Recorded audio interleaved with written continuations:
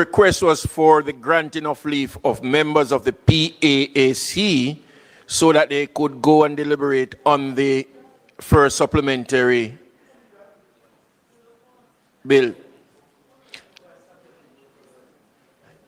The first supplementary estimate. Those in favor? Those against? The ayes have it, and so the members can take their leave while we continue the business of the House.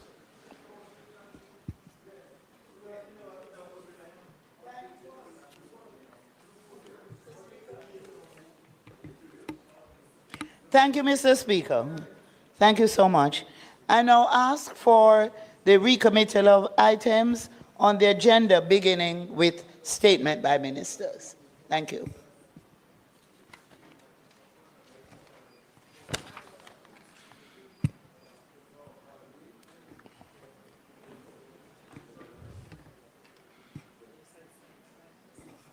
Statement by ministers.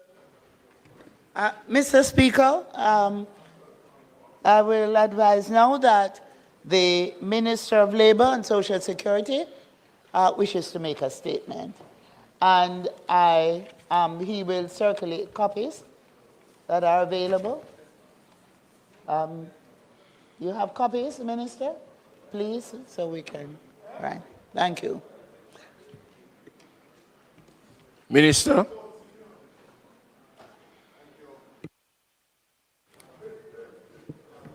Thank you, Mr. Speaker.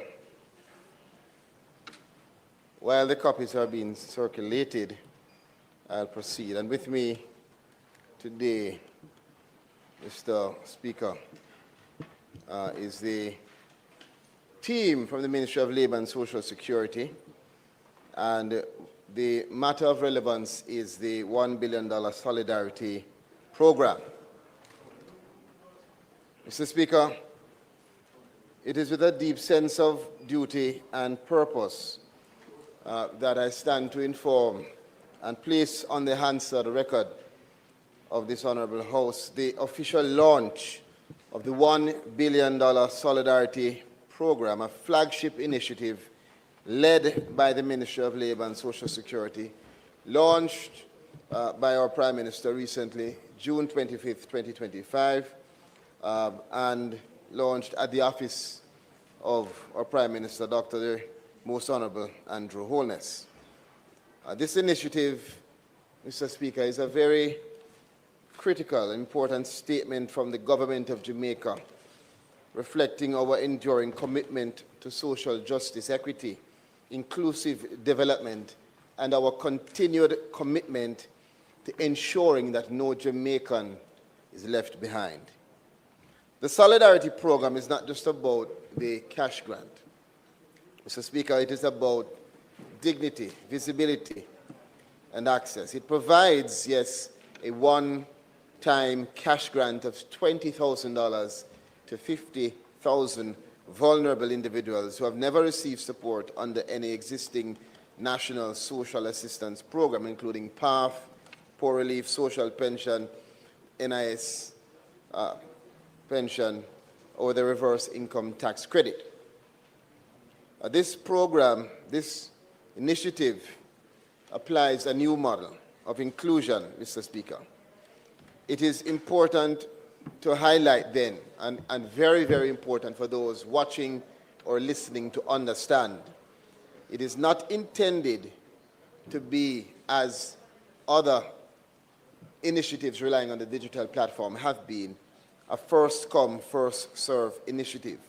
While that method has served many programs well in the past, the Solidarity Program, which is unique, is a fundamentally different kind of intervention. It is specifically designed to correct historical patterns of systemic exclusion.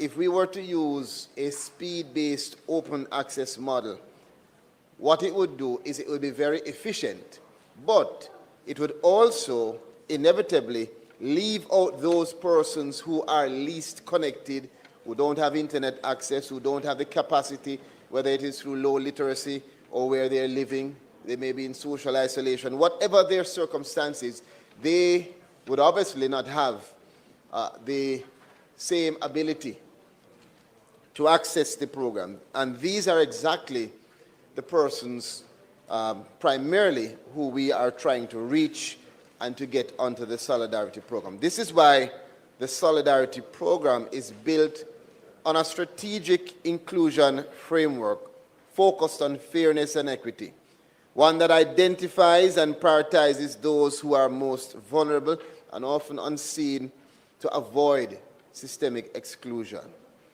This includes the elderly without formal support, youth who are not now employed, they're not in training, they're not in school, persons with disabilities who are in need, informal or low-income workers who are in need, the medically indigent, micro-business owners who have been affected by disaster within the last year, and the several Jamaicans who we know have never before been able to register for any of these programs for lack of the required documentation, particularly having no birth certificate.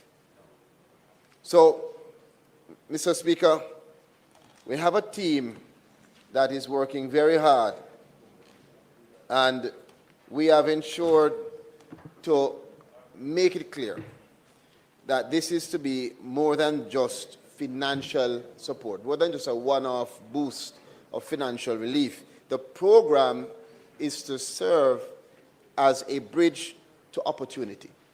Beneficiaries will be referred to a network of essential government services, healthcare, skills training, employment support, civil registration to get their birth certificates, to register for NIS, to register for PATH, or whatever it is that is required to assist them, to lift them up, and to provide a sustainable pathway out of their current situation. In this way, Mr. Speaker, the Solidarity Program does more than offer a lifeline. It provides, as we said, that bridge towards other opportunities. A youngster who is not now in school, not now employed, and not now in training, who is to receive from this program the $20,000 grant, will be asked, will be assessed with the hope that we can get that person into some formalized training, into some skills training, and to provide them with some other opportunity. Mr. Speaker, we are proud that the program will be the first initiative to be facilitated through the Gov Payout, the government's new digital payment platform. This is to enable us, and will enable us, secure, timely, and traceable disbursement of funds, primarily using direct bank transfers. And for individuals who are not members of a financial institution or don't have any bank account, access will be facilitated through Paymaster and other authorized remittance agents, ensuring again that no one is left behind. And I want to take the opportunity, Mr. Speaker, if you will permit me, just to highlight and acknowledge the team members from the Ministry of Labor and Social Security who are here. We have Permanent Secretary Jennings, who is here in the well, CTD, Dare Williams, Director of Social Security, Miss Suzette Morris, and you have to say it with the accent on the Z. And we have our newly minted Director of Public Assistance, Miss Anderson Thomas. They have worked well as a team, Mr. Speaker, with the Jamaica team, which is formerly called eGov, to ensure that we collaborate for this digital platform to be as efficient and effective as possible. The strategic partnerships then are critical. And outside of that partnership, which is needed for us to bring persons onto the platform, the delivery of the program is being executed also very closely in collaboration with HEART, NSTA Trust, with the JCPD, the Jamaica Council for Persons with Disabilities, the Registrar General's Department, the National Health Fund, the National Insurance Scheme, the Electoral Office of Jamaica, and the Tax Administration Jamaica. And of course, for obvious reasons, because those will be necessary for us to work together, of course, to bring persons into the formal economy and to provide them with that opportunity. Beneficiaries will be identified using three main channels, Mr. Speaker. Number one, and this which has started with the orientation of MPs, is the Member of Parliament's and civil society referrals, which will take the bulk. And for those who are asking why, let me explain clearly.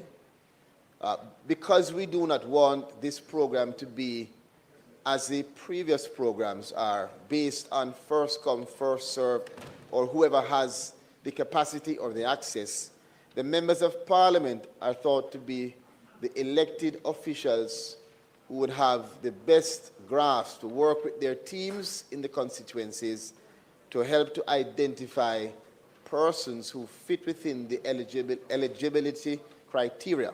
And those persons, even within those criteria, the 7, that are most in need, most vulnerable.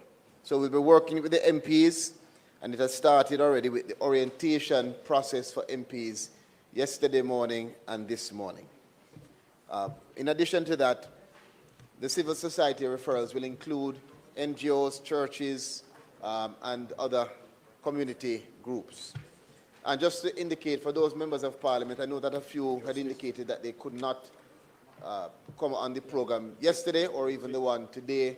Not to worry, we'll have officers that are assigned to assist you and to orient you and your teams if it is that you weren't able to join for either of the days.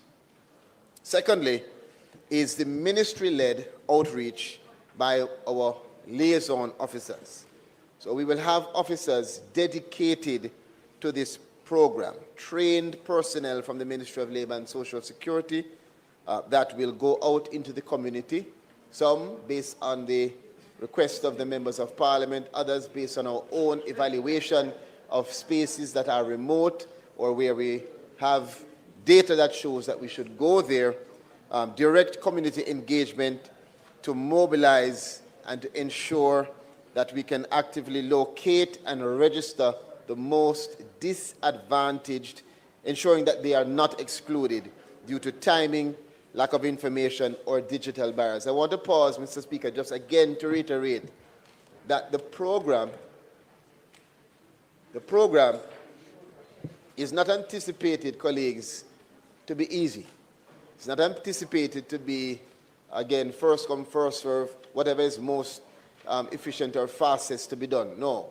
If we do it in that way, we would inevitably leave out the persons that are most disadvantaged. So we have a team of persons from the ministry working with our Social Security team in particular and Permanent Secretary that are trained to give the support to MPs, give the support to the civil society groups, but more importantly for them themselves to get out there and to locate and register. Lastly is the self-referral through the digital platform. And of course, we've made the platform as user-friendly as possible, primarily because it is not just independent persons who are expected to upload or to apply. Even the members of Parliament, even those who refer through civil society, will have to upload using the digital platform, because it is through that platform that we will be able to validate persons to determine that they are eligible. So all persons will be uploaded through the digital platform. This third channel of self-referral is expected only to be activated after the first two have gone some distance. And again, the goal is not as before to open up and have the persons who can sign up fast, but rather to take some time to work with the stakeholders to identify the right persons. The rollout follows 3 strategic phases.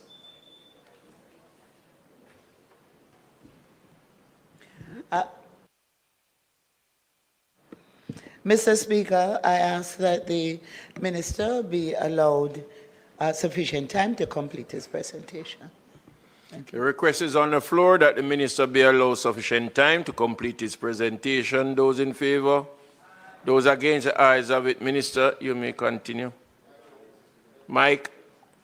Thank you, Mr. Speaker. Now, the rollout, as I said, will follow the 3 strategic phases. Phase 1 will see us focusing on the MP-led referrals, which we have started already.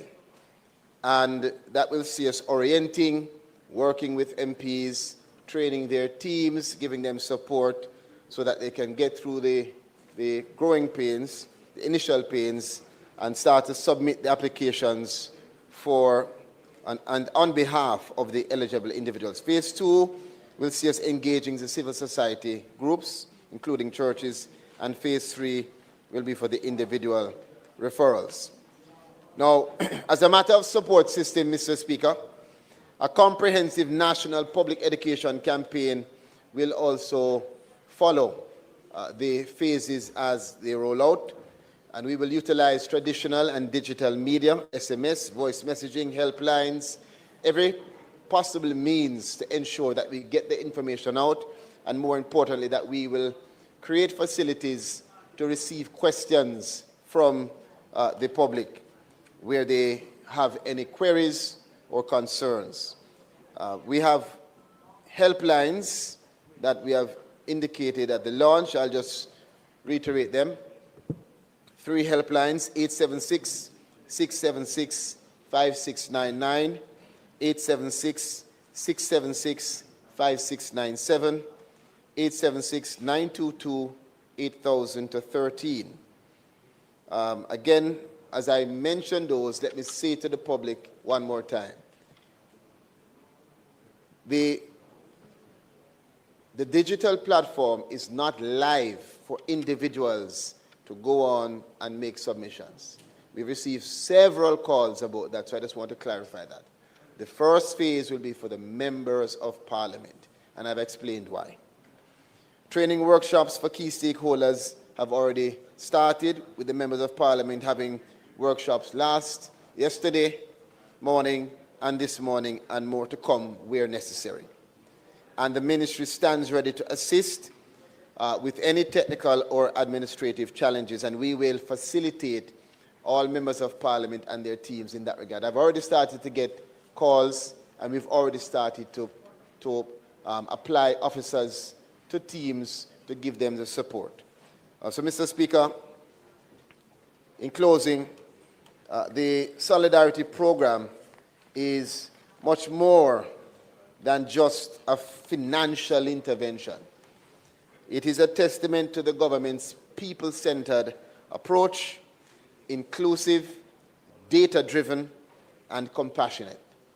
It reflects a new generation of governance, where public policy is intentional about equity and where vulnerability does not mean invisibility. So let us continue together in solidarity. Thank you, Mr. Speaker.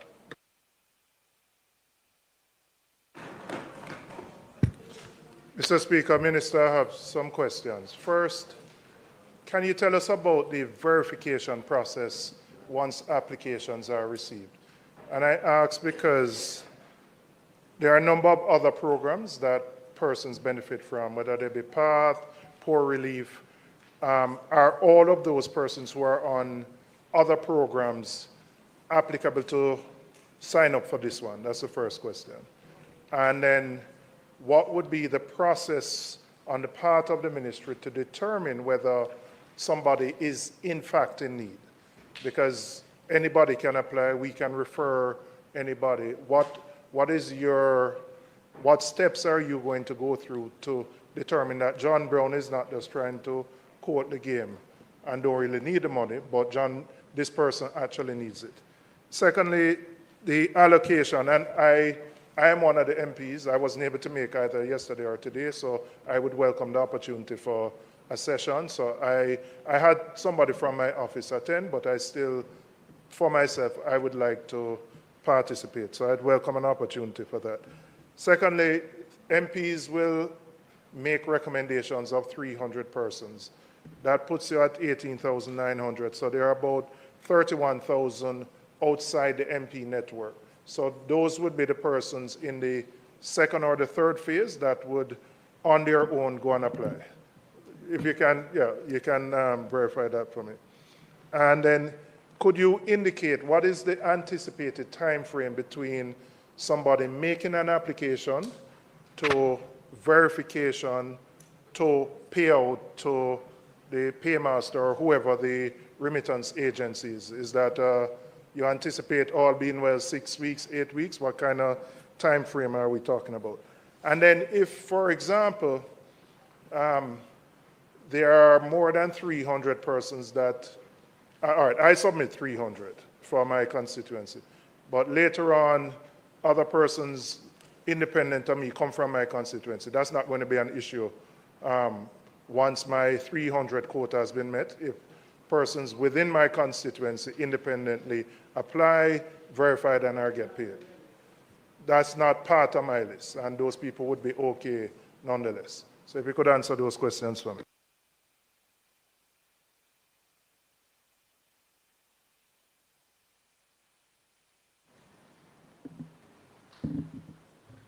Thank you, member. Excellent questions, by the way. Thank you.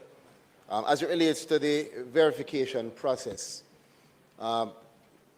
the digital platform has incorporated into it the data analytics that will allow for system validation, which is why, unlike the other programs where we could have received from you maybe a paper document with the names of beneficiaries that you have identified, this one requires even you as Member of Parliament to upload the names because it will be automatically validated based on how the system backend is constructed.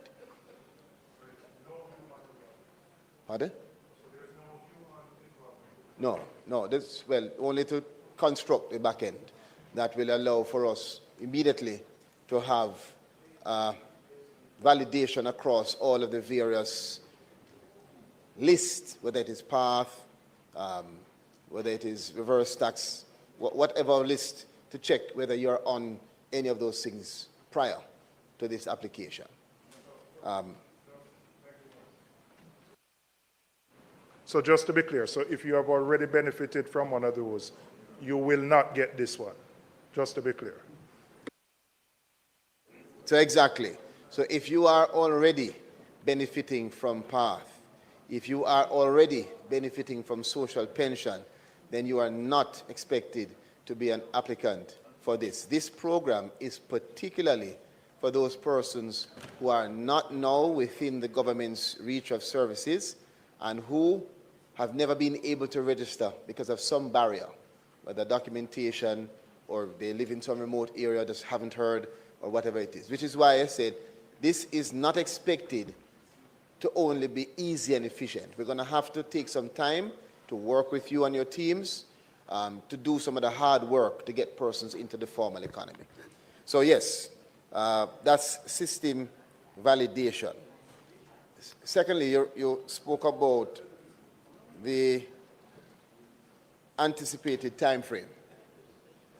Now, verification should happen immediately. Once you upload, there should be an immediate validation, unless it is, well, and also a second almost checking from the ministry staff as well, if necessary. So that should be an automatic process of validating whether the person who is uploaded is eligible. But the other processes should take within 2 to 4 weeks. Again, we're giving ourselves some room to make sure that everything is working, because this is the first time we've had this kind of platform, of course. But that is what the estimate is right now. Also, I'll indicate that there are some persons who, because of their circumstance, will be required to upload other documents. So let us say you will require attestation by a JP. You will get the allowance to upload that document into the system as well that your JP has signed to say you are who you are. Remember, before, those persons who don't have the proper documentation would simply be rejected, meaning you would not be eligible to even apply. In this case, we have created different mechanisms and modalities to ensure that we can bring as many persons into the program as possible. So if you do not have, for instance, a bank account, you can nominate a proxy. If you don't have a birth certificate, then you can nominate or get attestation through a JP to establish your identity, for us to be able to work with you as best as possible, for you to get into the system firstly, and then to hope that you get onto the program to get your birth certificate. Moving on. You said that you asked the question regarding persons from your constituency and whether those persons, if they apply independently when that phase opens, if there'll be any issue. There will be no issue. No issue at all. Why we're doing it in this phased approach and why we're not opening to the public widely first is because we want to work with the primary stakeholders who we not just assume, who we know will be capable of collaborating with us to identify the most disadvantaged. Thereafter, we will open up the program, and it's expected that anyone who is eligible at that point in time will get an opportunity to apply. I wanted to also be clear that, for instance, persons who have any medical issue, if they have to prove it, for instance, they can put that note, they can upload that into the system, and the team will be there with you to guide you and show you how that will be done. So there is some human involvement in that regard to ensure that documentation is valid and that it is accurately and satisfactorily uploaded into our systems. 2 follow-ups. Could you indicate,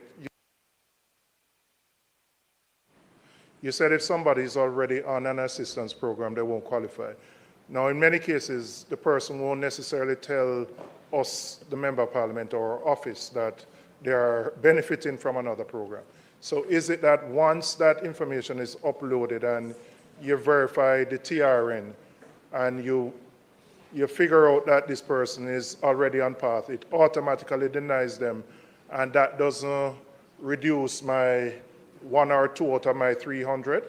Is that a immediate denial? That's the first question. And then secondly, when will the first phase, which involves the recommendations from the MPs, close?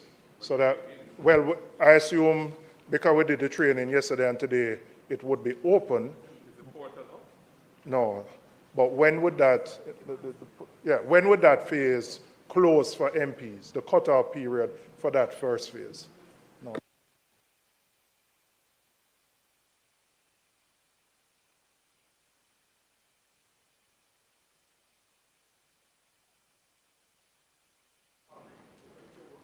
Thank you, Mr. Speaker. So, yes, the validation is immediate. So if you are uploading 5 persons for today, and one of the persons come to you and are trying to mislead you, they will be rejected immediately. So you'll be able to identify, or the back end is built out to reject them immediately. No duplicates will be allowed. And that shouldn't affect your quota in any way, because they won't be registered, so it wouldn't take from your quota. Yes? Pardon? Yes, yes. And in terms of the cutoff, we have indicated that we want to close off this program at the end of the calendar year. And so we have suggested to members of Parliament that they move as swiftly as you can. Your 300 quota is your quota. December.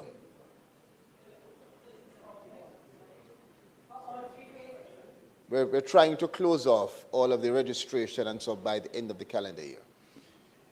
If it goes beyond that, not an issue, but that's where we're estimating now. By December. So you're asking me what's the timelines for you to upload your 300, and I'm saying to you that it's a matter for you as a Member of Parliament to determine how fast you're going to identify and upload your 300. We will be here to give you the support as best as possible. We have estimated, hear me please, listen. We have estimated based on our timelines that we would want members of parliament to make their upload by end of October. That's what we have estimated. However, remember now, the genesis of this program is on the basis that we understand that we're trying to do what has been difficult to be done before. This is not an easy program. It's not something that's going to happen with a snap of a finger. So for some members of parliament, if there's difficulty, again, we will be there to work with you as best as possible.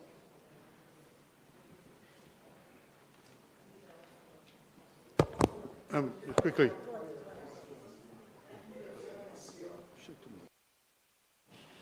Thank you, Mr. Speaker. Minister, just for clarification, the phases that you have outlined in your presentation, when would phase 2 and in particular phase 3 begin? Phase 3 being when members of the public can apply on their own and not through either an MP or a faith-based or civil society group. When will the public be, because I've already had people asking me that, and so I'd love to know when that will open. Secondly, what is the allocation of the 50,000 less the 300,000 per MP, which is what was the number? 18,000 a match. So the difference, which is presumably for the other two phases, is that on a first come, first served basis if they're eligible? What's the criteria for allocating that, let us say, 28,000 or whatever it is, 31,000, yeah. Thank you. Again, good question. The phases, as indicated, will start with the members of parliament. And we are already starting to reach out to civil society groups to determine how we can identify an allocation of around 10,000 for the civil society groups, including churches and other NGOs, etc. The remainder would be for the team of trained social workers and officers who go out and who may, for instance, go into your constituency and not affecting your 300, based on our data, our evaluations, we will have our own mobile units, satellite offices, our interactions at our offices that will allow for us to also identify some of the most disadvantaged. This spread from MPs to civil society to our officers on the ground is what has been found to be the best formula for us to have an extended reach and network to try, before we open up to the public, to get in touch with the persons who are not readily available or not readily able to access the usual programs. Now, the reason why we have not identified a date for independent referral is because we are making some assessments on how this phase is executed for us. So once we are able to do some evaluation on the first phase, which is the MPs, to see how fast, how slow, what the turnaround is in terms of MPs being able to identify persons, then we will make an announcement at a later date on when we will open up to independent referral. We know, based on past experience, that once we open up phase 3 or phase 4 to self-referral, the program will close within 24 hours. So the goal is to try to get these three groups, MPs, civil society, and our trained team, to get out and do as much work as possible within the next month or two to try to reach the persons before we then open up for the remainder of our self-referrals.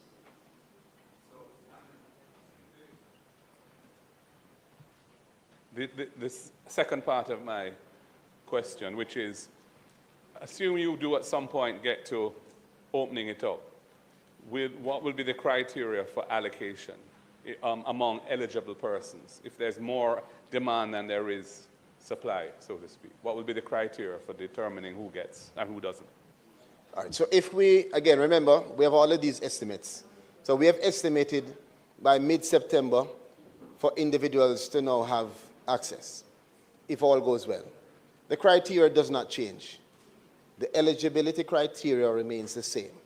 It's those 7 factors that will qualify you or disqualify you. And the way the digital platform is set up, there are a number of questions at the initial stage that will allow somebody to not waste their time. If they answer yes, then they will be immediately disqualified. If they answer no, hypothetically, then they will proceed. So we take into consideration that you may actually have persons who believe they are eligible, but they are not for one reason or the other. And so we've tried at the early phase of that interaction with the platform to be able to filter out persons. So the same thing for the independent referrals as for the MP referrals. The MP will just be a referral agent in this regard. So it's no different process. It's just that you stand as an agent helping to identify these persons, and in some cases, you may even have to help them in terms of being able to receive the support based on their circumstances.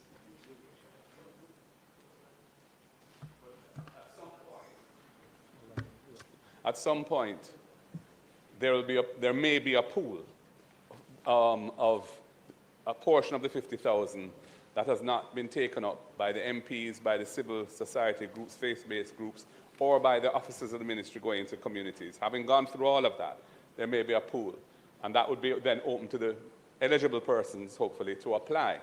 I'm just asking you, to the extent you get more valid applications from eligible people than there are available slots, so to speak, within the 50,000 envelope, is it going to be like on a first-come, first-served basis? Is that how the allocation would be done? Or is there some other criteria that would be applied? All right, so that's exactly the reason why we are not opening up initially and why we're taking this deliberate strategic approach of inclusion, of working with MPs, working with the civil society, and working with our team first. Because once we finish, or at least once we have advanced with that 3-pronged collaboration, and we open up to self-referrals, it will then be first come, first serve at that stage.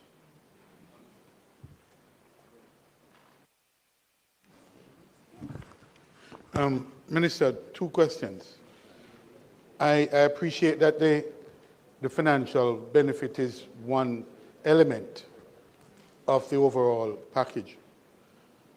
But I need to be clear that the financial, in the first phase, that it's not, I want to be clear that it is not conditioned. The financial grant is either it is or is not conditioned on the other aspects of the program, like the training and those other aspects. I want to know what exactly is the condition, or if not a condition, what is the status of those linkages back to the financial?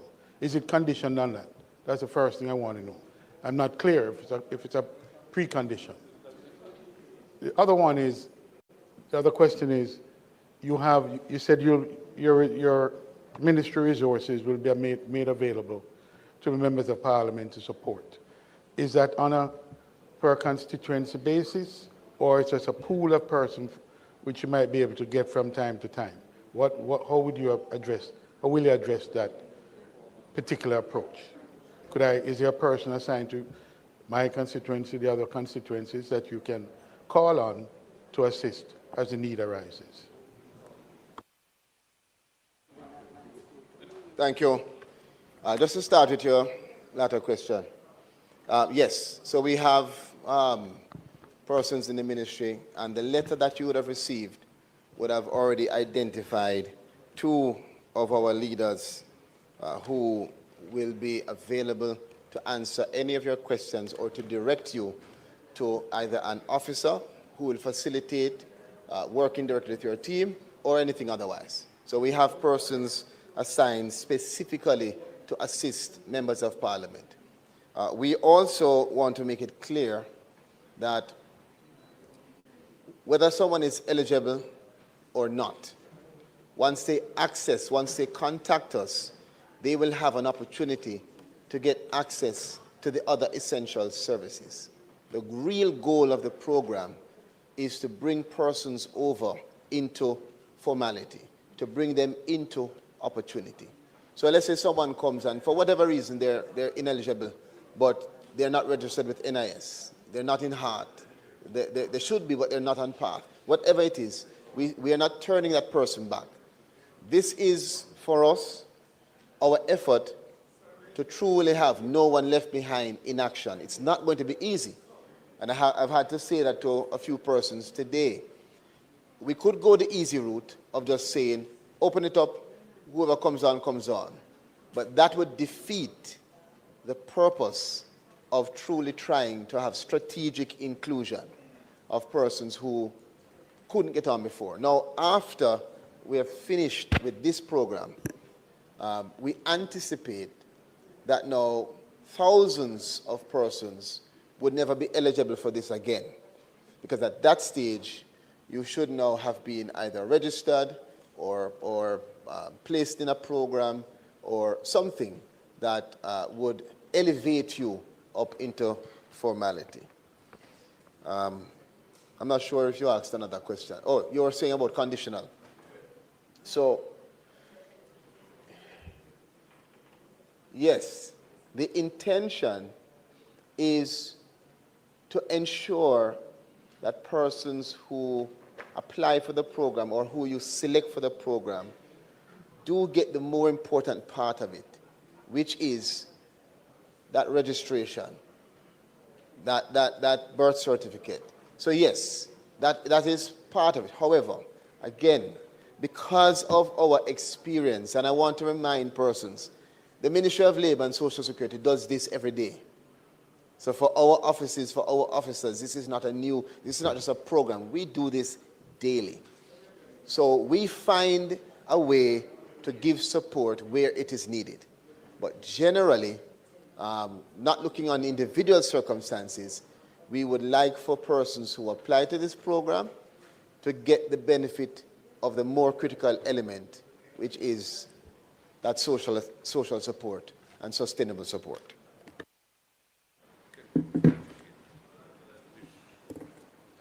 Well, Angela wasn't sent here by people too. Thank you very much, Mr. Speaker. Just a few other questions, Minister. The timing is such that there is a lot of speculation and there is a lot of hesitancy. And so I just want to get some clarification. I'm very clear that for as long as we on this side have been asking about cushioning the crisis, any program that is aimed at doing that is one that we welcome.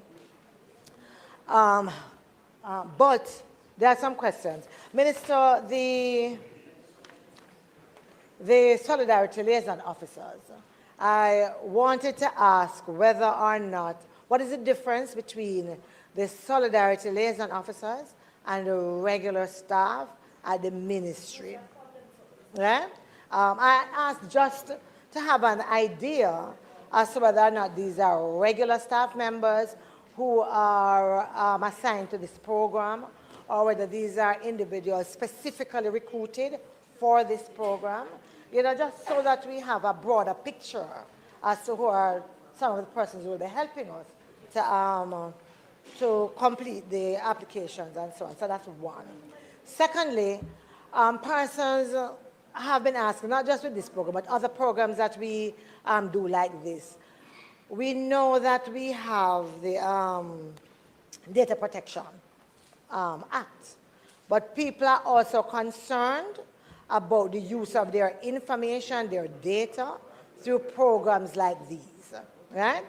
And I say it because I have already been getting some questions of persons asking me when the information goes in, who has access to it, what else can they use it to do, how do we ensure that they are not taken advantage of and that it is not used in a manner that was not intended when they signed up.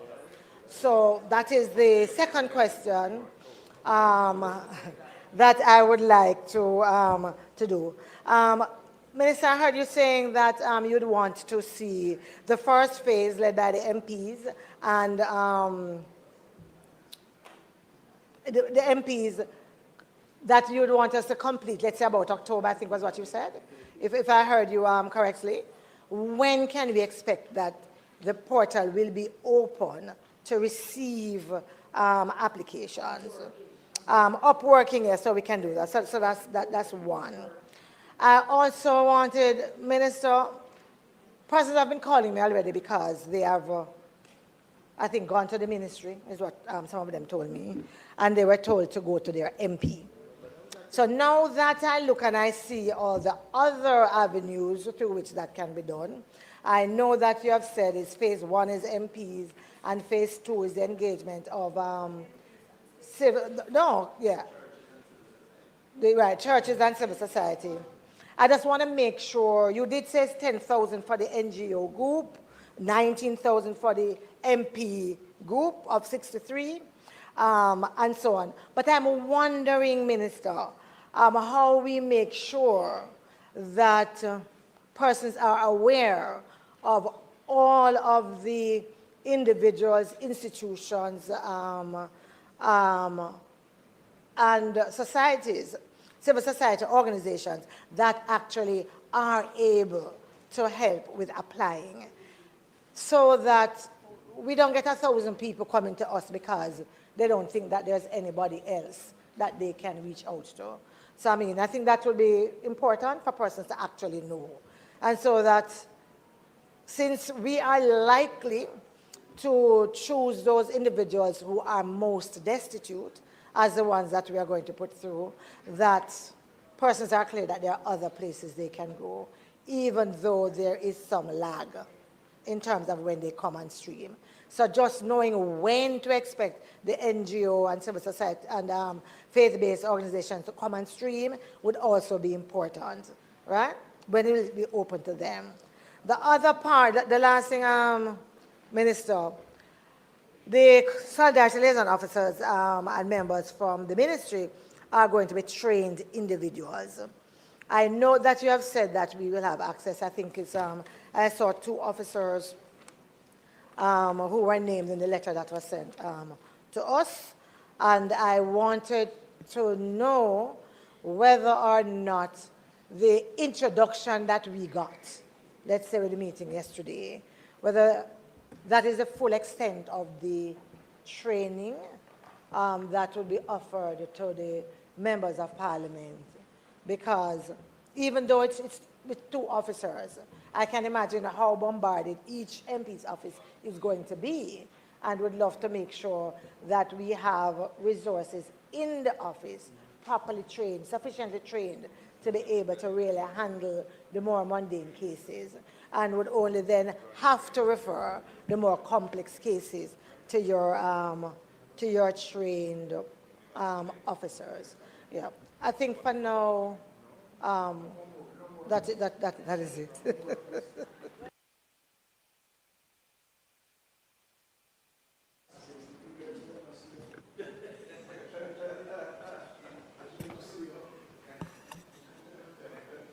Thank you, Mr. Speaker. Again, we do appreciate the questions, relevant questions.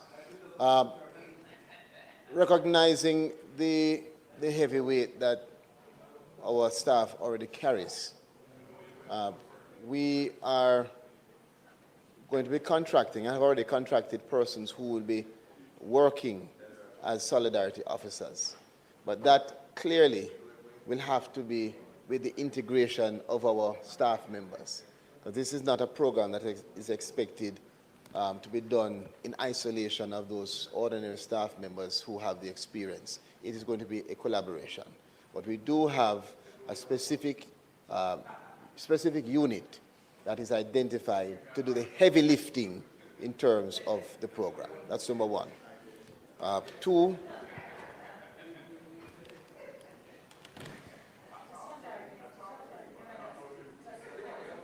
solidarity officers, yes. So the solidarity officers will comprise staff members and persons who are contracted to assist, particularly with this program. And the other issue you had in terms of the data protection, we recognize that. And the digital platform, the application, requires a consent form. There's an actual application which would have been shown to you if you were in the orientation this morning or yesterday. And if not, then I will get it to you. That lays out elements that represent acknowledgement relevant to the DPA, to the Data Protection Act. And that will have to be signed and uploaded so that we are in compliance. Additionally, our team is receiving training as well in the Data Protection Act. And as I said, there's the attestation form and an agreement form with persons that will have to be signed and uploaded to make sure that we do not have any issues in terms of the Data Protection Act. So hopefully we've answered the questions. As I said, the Solidarity Unit is a specific unit with persons who will be brought on board to work with our staff members to make sure that we can advance this program effectively. And the Data Protection Act is something that has already been contemplated. Upon clarity, Minister, in terms of the Data Protection Act and that portion of it, I'm not sure if I'm clear. You said that there's that questionnaire. I wasn't able, just like the member from Southeast St. Andrew. My office went on yesterday. I wasn't able to do it. You did say that there is a consent form that allows all of that to be in keeping with the DPA. I want it to be clear, and others are asking, so I'm asking as well, whether or not that means that the information that is provided will only be used for the purpose for which it is given, or is it that consent will be asked for broader use of it? I think that's important, and so I wanted to ask it as clearly as that. The other, Minister, in terms of, you said that there are some members recruited or contracted as Solidarity Liaison Officers, and I just wanted to have an idea as to how they were contracted. You know, people always want this kind of information. You know, how was it advertised? I mean, when, how, you know, how come Joan didn't get a chance to, you know, join the team of Solidarity Officers? Just a question like that. Yeah, man. And then the other thing that you didn't answer, Minister, was in terms of when the portal, for want of a better word, is open to each group. The MPs, when is the start? The earliest possible date. Yeah, all things being equal, that we could hope to begin uploading, and the same for NGO, and that, which is the other phase, and the other phases as well. As it relates to the Data Protection Act, the form, the attestation form, is actually in your package, so you could look on it. And the form, the agreement has a declaration that indicates that the data may be utilized. Because remember, we have partners, so this is a program that will require us to collaborate with other stakeholders. So it lays out exactly what the parameters are in terms of the use of the person's data, and asks for them to give the regular consent in that regard. It's a pretty, I'd say, ordinary form in terms of its clauses just to advance protection for the individual.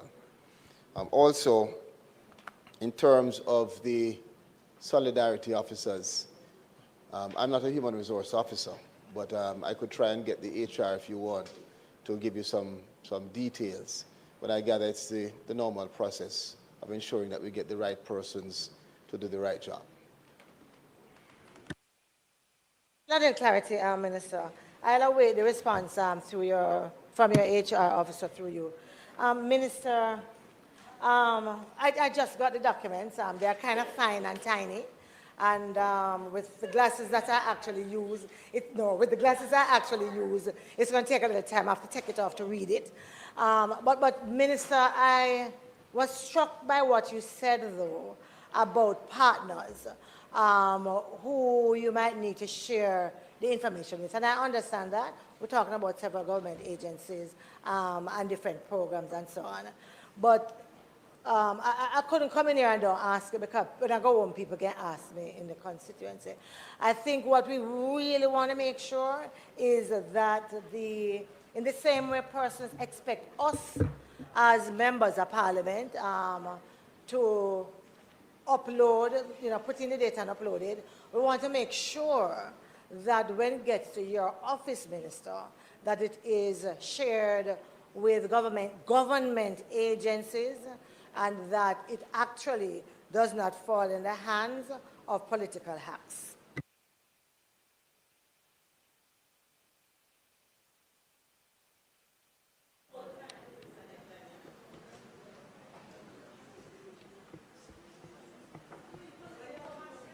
Mr.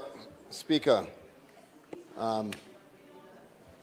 want to thank colleagues for the questions. The last, well, I don't know if it's a question or a comment, but the basis of the Data Protection Act, member, is that it has within it clauses that allow for you to do just that, to protect yourself. And there's no intention on our part to do anything with the data other than to help people who need the help. I don't know if you have some information that I don't have, but if you do, or if you have some specific concern, I welcome you to provide me with that detail so we can attend to it. Otherwise, we're going to do what we do daily, because this is not, again, this may be new to some, but this is not new to us. We collect data daily, 365 days a year, to protect and assist persons in this country, from PATH to social pension to rehabilitation. At the Ministry of Labour, we do that every day, and we have never had, at least to my knowledge, any issue in terms of a data breach. So again, if you know something that I don't know, or if you have been given some question that you think might cause some concern, I am open to you and available for any discussion that can assist you.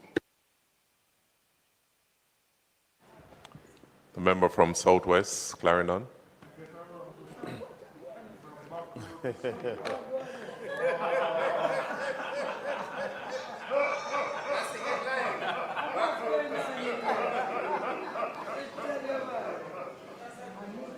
Thank you, Mr. Speaker.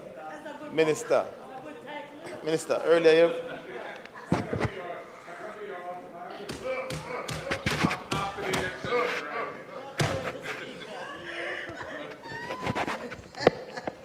you made reference to the verification process, and you spoke to the data analytics and system verification.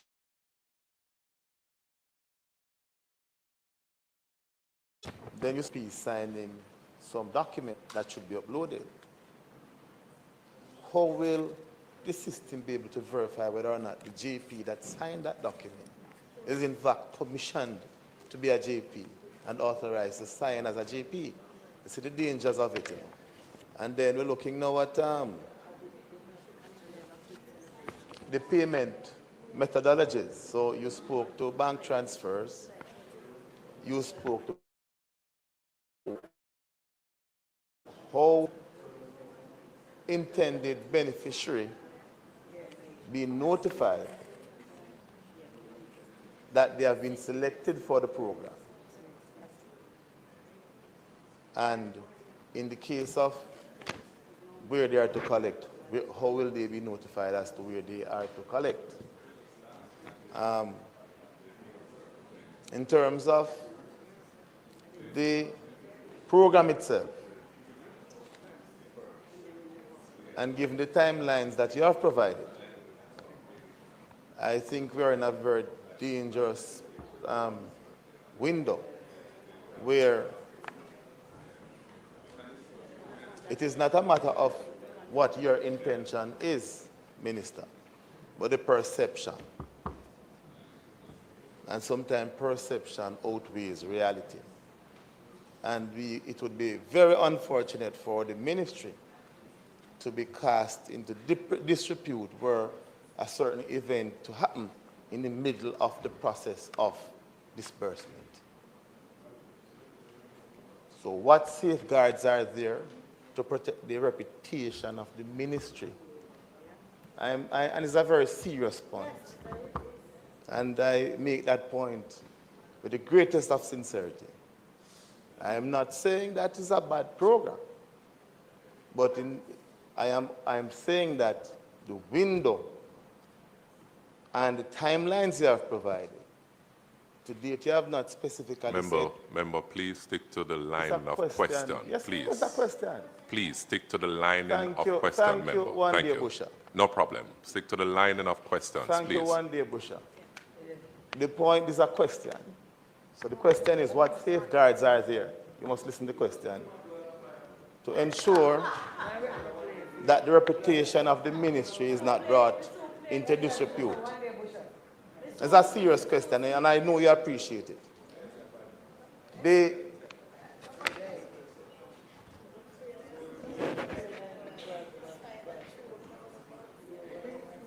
My next question is, can you say with any clarity when the window will be open? Because I still not have heard, especially for the first phase. Also, importantly, we're in an unprecedented, and the question again, what safeguards are there to ensure that the members of parliament who are requested to submit names for those who actually reside within the constituencies they currently represent, as opposed to the constituencies they plan to represent? And I know why I asked the question. It's a serious question. I know why I asked the question, Minister. No, I don't care. I don't care. If people put you here to represent them until you are represent you lose somewhere else. Those are my questions.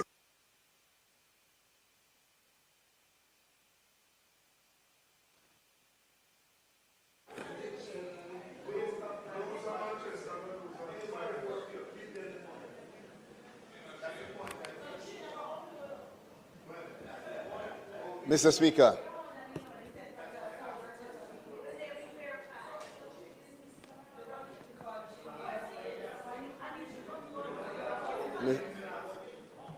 Mr. Speaker. Member, can you allow the minister to answer your question, please?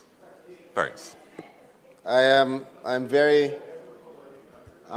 pleased, Mr. Speaker, to note that the Solidarity Program is eliciting such excitement from colleagues on both sides.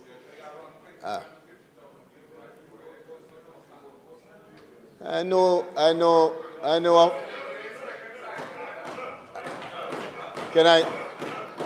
know that in my experience, particularly as a lawyer, I've noted that people think something is going to happen based on how they think.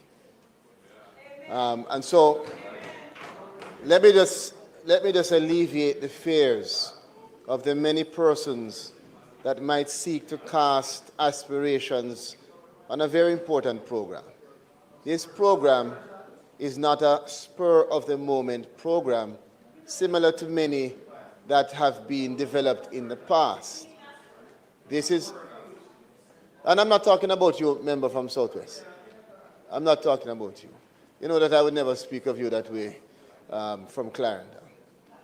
But this program member who asked the question is specific in terms of ensuring that we have built into it the necessary public education campaign to assist in terms of ensuring that people know and that the society is aware. The question was asked about the commencement of applications. We are looking at, I would say, early next week. Member from Southwest Clarendon. We're looking at early next week we have a specific date, but I prefer to say early next week. We're going to try to outperform. So early next week, in terms of the members of parliament having the allowance to start to upload the persons that you have identified in your constituencies. As it relates to the verification from the JPs. Now, the question was asked about human involvement. And if you recall, I indicated that in large part, no, but there will be circumstances where some of our officers will be called upon to verify. And these are some of the circumstances, particularly for persons who would ordinarily be left out of programs because they don't have the documentation. We do not want that to be the case here. So where necessary, we may have to call on JP attestation, and that would have to then be verified to ensure that the stamp is a valid stamp. As it relates to the payment methodology, the applicant will have the opportunity to determine the payment mechanism. And so you will be advised via email that will advise you. Now, there's a number of persons who will not have email. No, don't worry. So that is why we have put into the program the opportunity for persons to be identified as proxies. Even sometimes the offices may have to, so your office, for instance, may have to assist someone who has no family, has no one. And the reason why we are doing that, despite our own rigorous internal debate as to whether it is practical, is because it is a big part of the accountability measures for this program to make sure that we continue to utilize the digital so we have all of the information for our beneficiaries in our platform. So I hope I've answered most of your questions. Yes, I believe I've answered most of your questions. You had some concerns about the program. Let me put it this way. The Farm Work program, for instance, provides each member of parliament an allocation. And very often, a member from Southwest Clarendon might provide a farm work for a person from Southeast. It is, and I'm not saying you do so, I'm just using you as a hypothetical. We are going to have to, it's a question that we have to look on, a legitimate question. It is a legitimate question, but I'm just saying to you, if we are utilizing past experience in this House, how we have applied it for other similar programs where members of parliament have responsibility, is that we usually rely on the member of parliament's own authority. We don't usually interfere in your quota. However, having raised it is something that I will consider and discuss with the team. Thank you for all the questions and comments. The last question from the member from Central St. Mary. Thank you very much, Mr. Speaker. Minister, I see as part of what the target group you want to reach are those persons without birth certificates. Is a TRN a requirement for being part of the program? Because persons without birth certificates do not have TRN. How do you hope to maneuver this particular concern that may arise.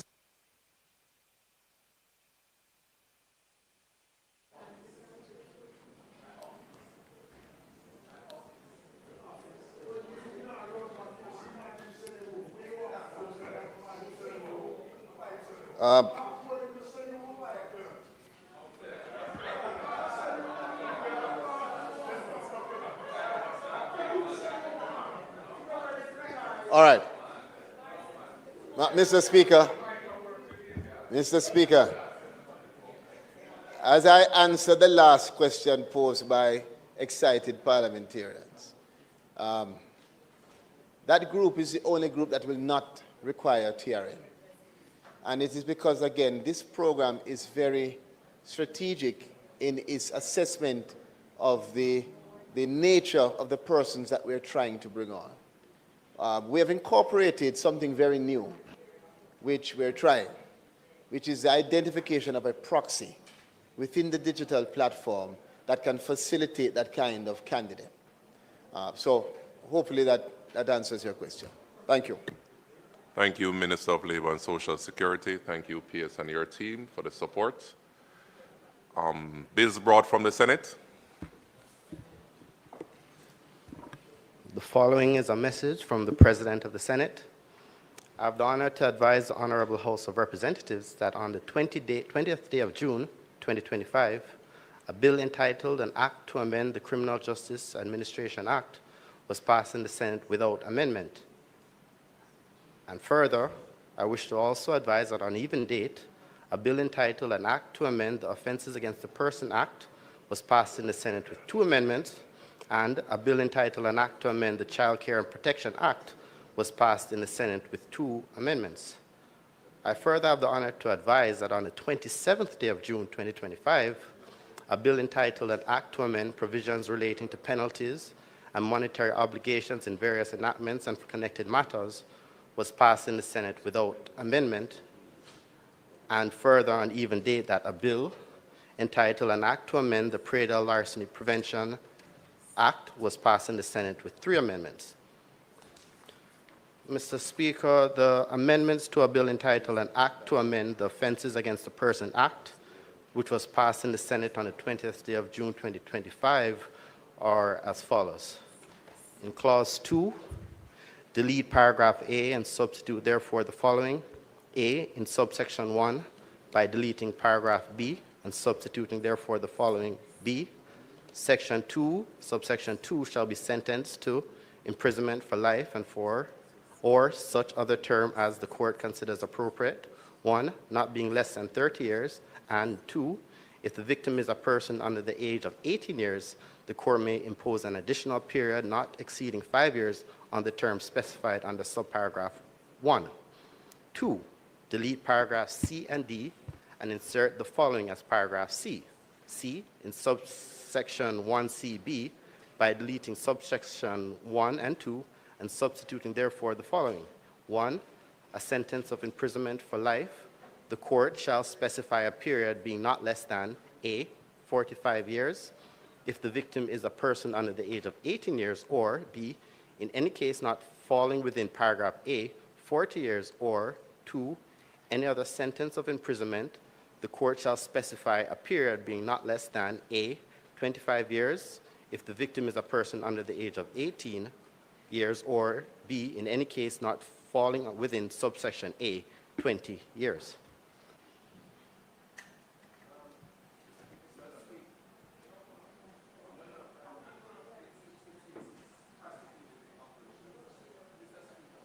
Usually we are given copies of these bills. There are none here. Can you indicate why? Because if members are going to be part of the discussions, as is usually the case, we expect to have copies of the bill that we can rely on.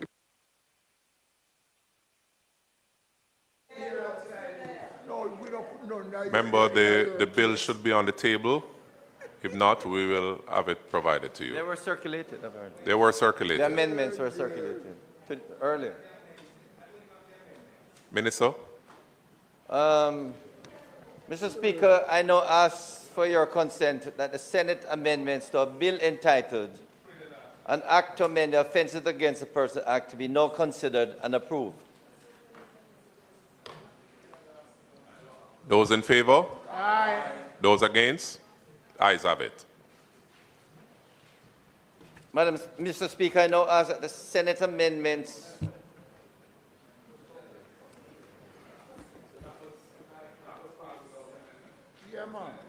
just one thing. Mr. Speaker, the amendments to a bill entitled An Act to Amend the Child Care and Protection Act, which was passed in the Senate on the 20th day of June 2025, are as follows. Clause 2.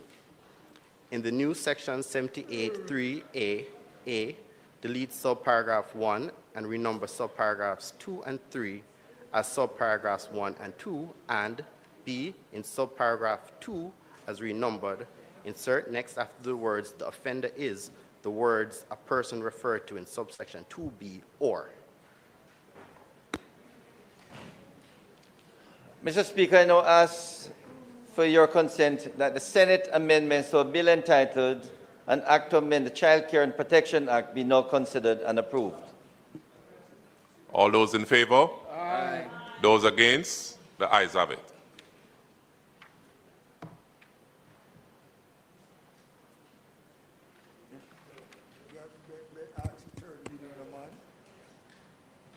No, you don't need a third reading.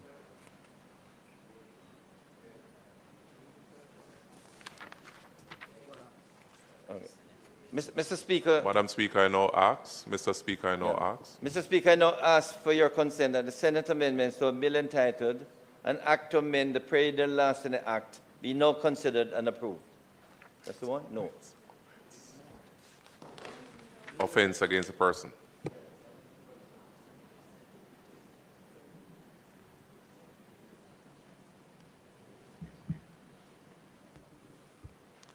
I've given the consent already, so just ask for the act to approve offense against the person. Well, Mr. Speaker, I now ask that the Senate amendments to a bill entitled An Act to Amend the Child Care and Protection Act be approved.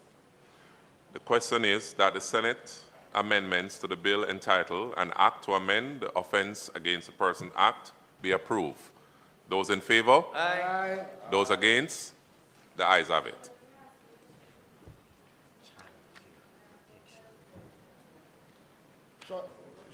Shut your mouth. Keep quiet. Keep quiet over there.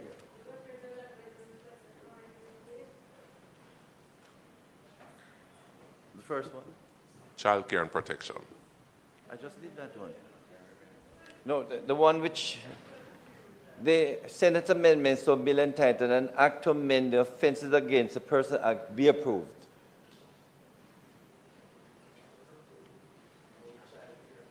Child care. I did that one.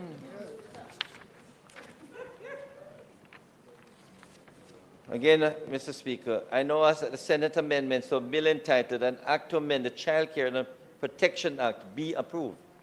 The question is that the Senate amendments to the bill entitled An Act to Amend the Child Care and Protection Act be approved. Those in favor? Aye. Those against? The ayes have it.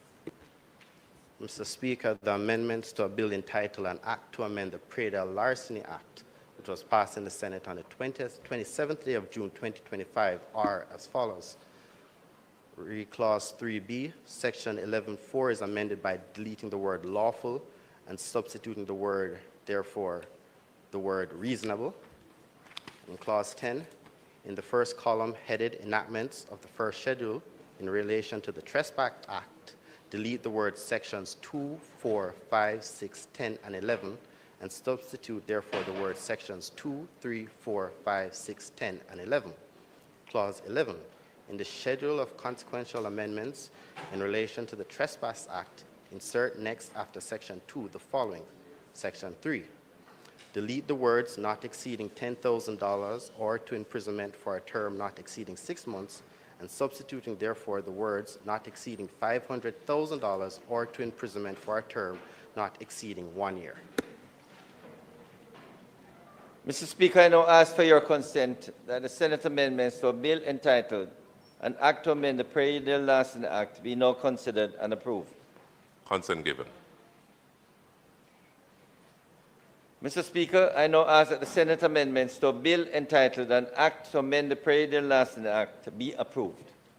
The question is that the Senate amendments to a bill entitled An Act to Amend the Braden-Larson Act be approved. Those in favor? Aye. Those against? The ayes have it.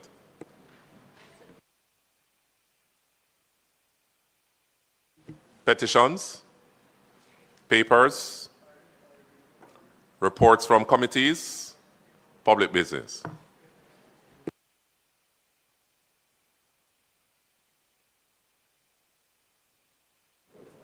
Mr. Speaker, on the matter of public business, we will take now the bill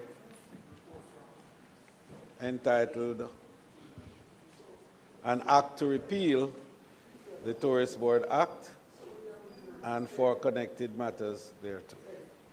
The report is here yet. Please, we're managing the House. Mr. Speaker, today I rise to present the Jamaica Tourist Board Bill 2025, which seeks to repeal and replace the existing Tourist Board Act that has been governed Jamaica's tourism sector since its passage in 1955. This legislative overhaul is timely, essential, and long overdue. The world has changed, Mr. Speaker. Tourism has evolved, and all laws must keep pace with these realities if we are to secure Jamaica's position as a premier global destination and regulator sector in line with international best practices.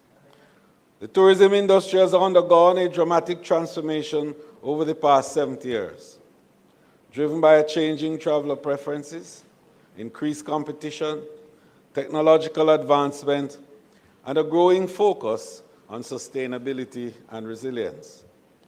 The Ministry of Tourism, its public bodies, and tourism partners have been at the forefront of navigating these changes and shaping Jamaica's tourism strategy to remain competitive and relevant in the evolving global landscape. The numbers, Mr. Speaker, tells the story. In 1955, when the Jamaica Tourist Board was established, Jamaica welcomed a total of 122,149 visitors. That is 86,793 stopover arrivals and 35,356 cruise visitors. Room inventory at the time totaled 1,650. Our focus then was mainly on sun, sea, and sand. Bookings were handled exclusively by travel agents, as online travel portals did not exist, and destination marketing relied solely on traditional media, print advertising, radio, and television. Mr. Speaker, fast forward to today. Our tourism industry is thriving. We now boast 4.15 million visitors annually, comprising 2.9 million stopovers and 1.2 cruise arrivals as per last year. Our room inventory has surged to a whopping 32,048 and continues to grow significantly. Moreover, our product has evolved beyond traditional offerings to embrace experimental tourism, experiential as well tourism, showcasing our vibrant cultures, diverse cuisine, and burgeoning health and wellness offerings. Crucially, Mr. Speaker, destination marketing and bookings are now predominantly handled through online platforms, including social media.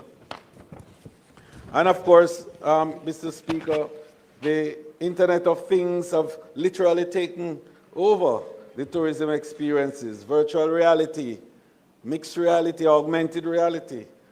And those elements of immersive technologies have now redefined so many areas of tourism. Artificial intelligence. For example, we have now AI-powered travel planning And these are customized itineraries based on preferences and budgets. Then there's chatbot and virtual assistants.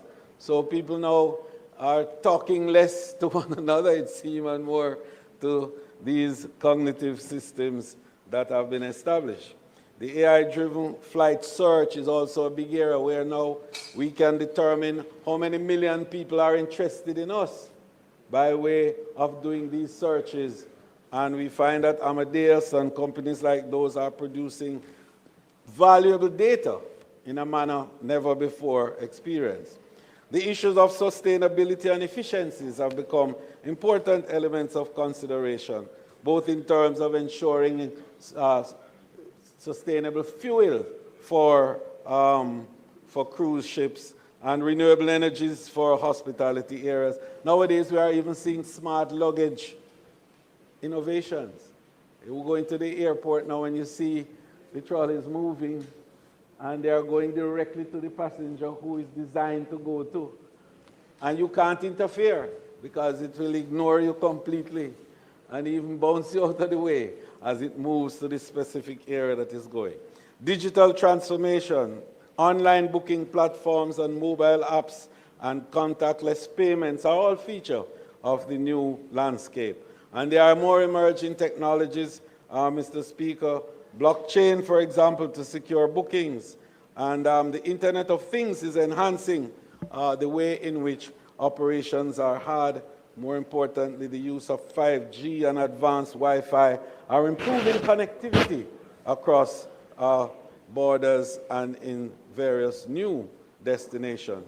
We are even seeing now the advent of self-driving cars, which is going to redefine much of what happens in the ground transportation subsector. So, Mr. Speaker, what we have is an antiquated legal framework that has to be fixed. The existing Tourist Board Act, enacted in 1955, served Jamaica well in the early stages of our tourism development.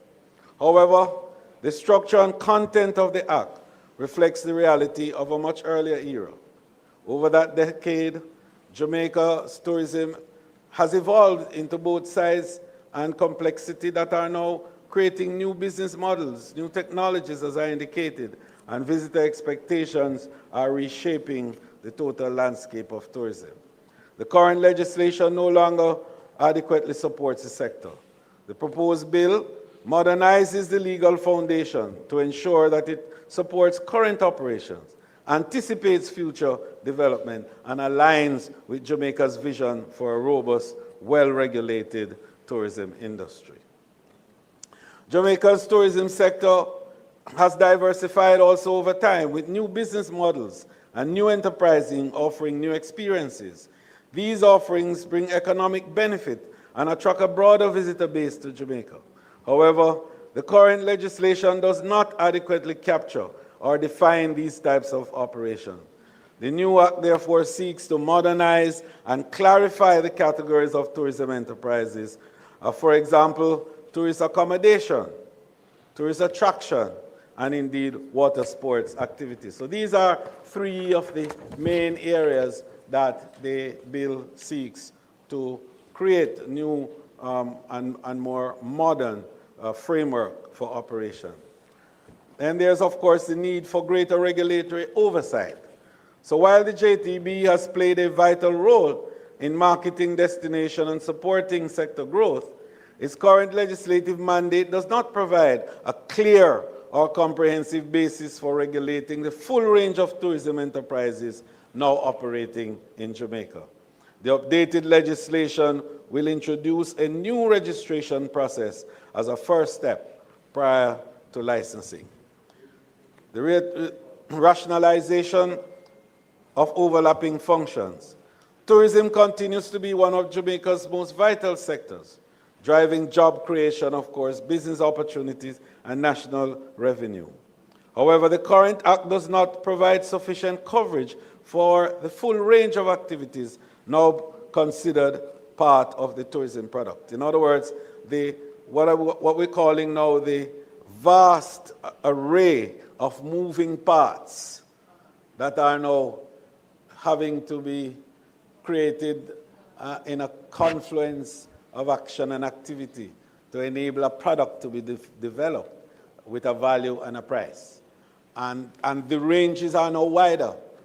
We often say that to be involved in tourism, you just need to have an idea. And it's amazing some of the simple ideas that are converted into material goods with a value and a price that people are making a lot of money from. And one of the things that was of interest to us was the fact that a guy made 2 crabs race, 2 crustaceans race. And for that, he made a lot of money. Sent children to school, build houses, and so on. That's the nature of what tourism is, because tourism is driven by people's passions, and people travel to fulfill those passions. The question is, what are these passions? They're so varied.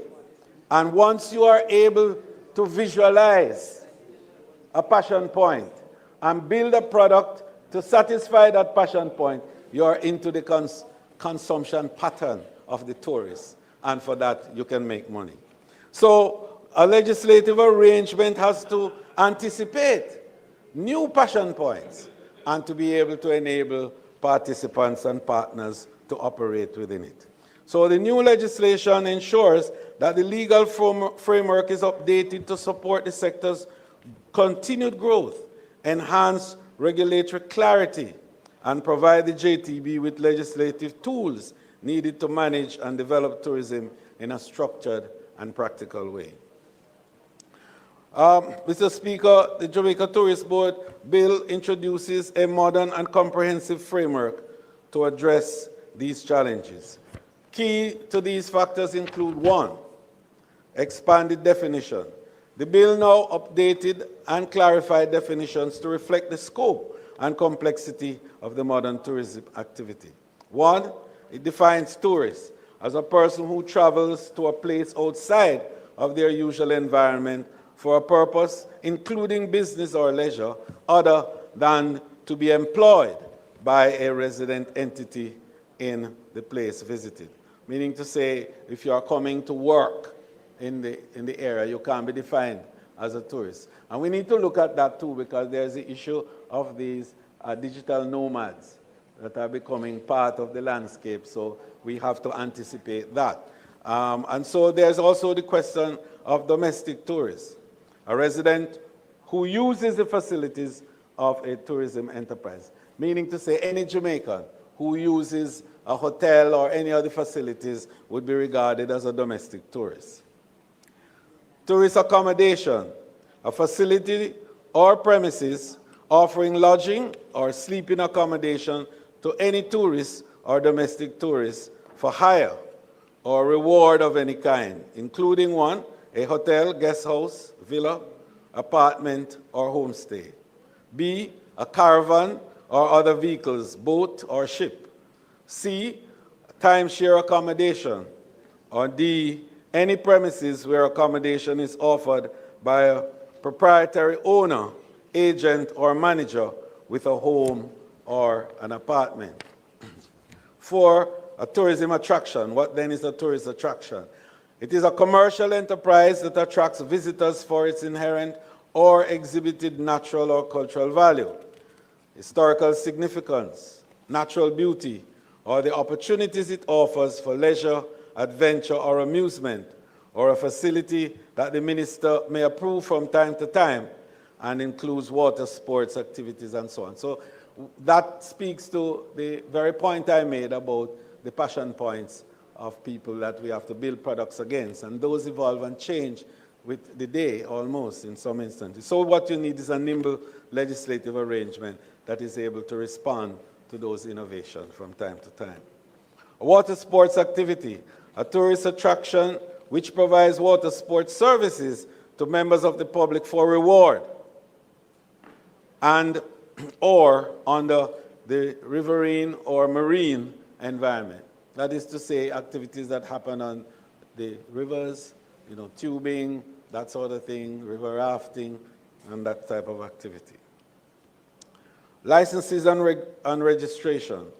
All tourist enterprises will now be required to be registered.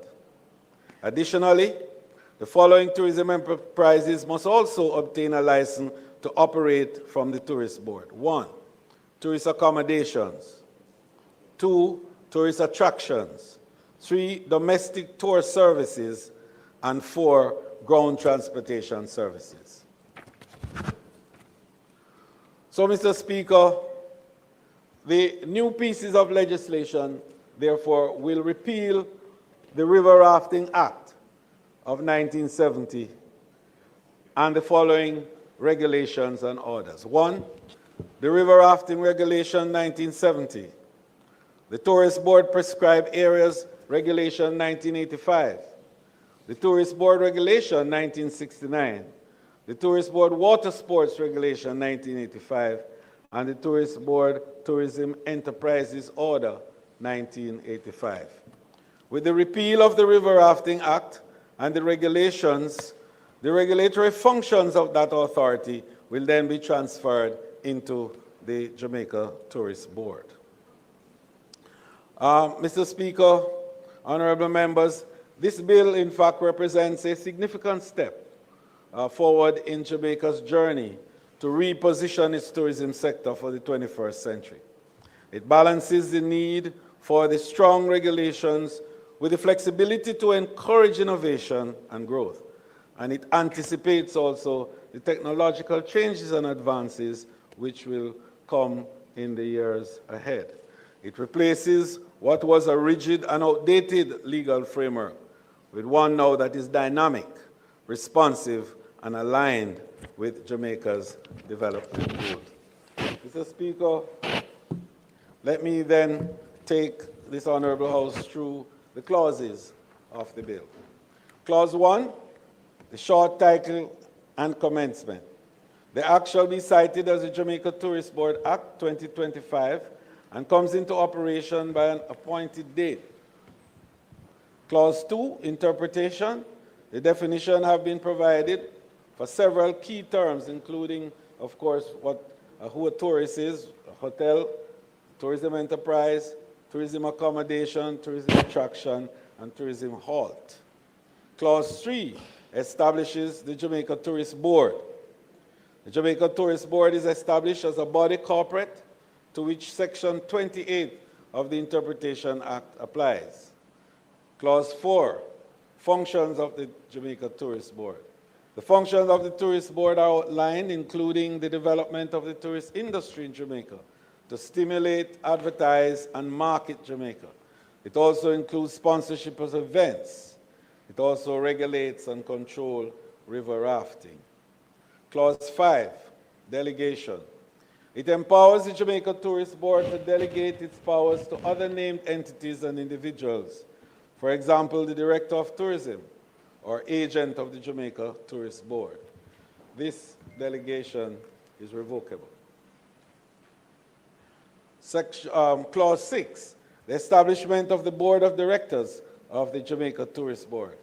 It establishes the Board of Directors of the Jamaica Tourist Board.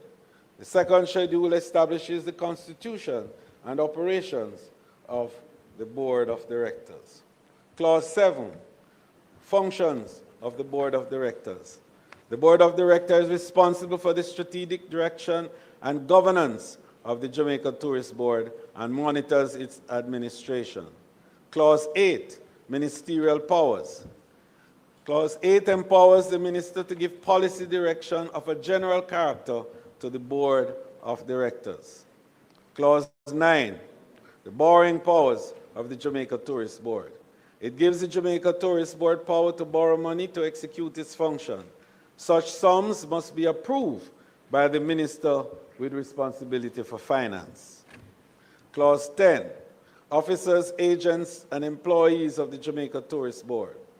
It is the responsibility of the Board of Directors to employ a Director of Tourism to execute its policy. The Board of Directors determine the condition of employment and salary. Clause 11, pension gratuities and other retiring benefits. The Jamaica Tourist Board may enter into arrangements for pensions, insurance, and insurance policies for its employees. Clause 12, emblems. The Jamaica Tourist Board may provide emblems to the tourism enterprises who maintain a high standard in the conduct of their trade or business. Clause 13, funds and resources of the Jamaica Tourist Board. The funds of the Jamaica Tourist Board shall consist of sums provided from the estimates of revenue and expenditure of Jamaica and sums collected. Clause 14, accounts and audit. The Jamaica Tourist Board is mandated to prepare an audit and its statements of accounts in accordance with the Public Bodies Management Accountability Act, the PBMA. Clause 15, annual and other reports. The Jamaica Tourist Board shall prepare annual and other reports in accordance with the provisions of the Public Bodies Management and Accounting Act. Clause 16, prohibition against operating an unregistered tourism enterprise. A person shall not operate a tourism enterprise or engage in any of the following activities unless it is registered with the Jamaica Tourist Board. A, artisan villages. B, convention centers. C, craft traders. D, tour guide services. And E, travel halls. Clause 17, prohibition against operating unregistered and unlicensed tourism enterprises. A person shall not operate a tourism enterprise unless he is registered and licensed by the Jamaica Tourist Board. Failure to do so will result in the following fines.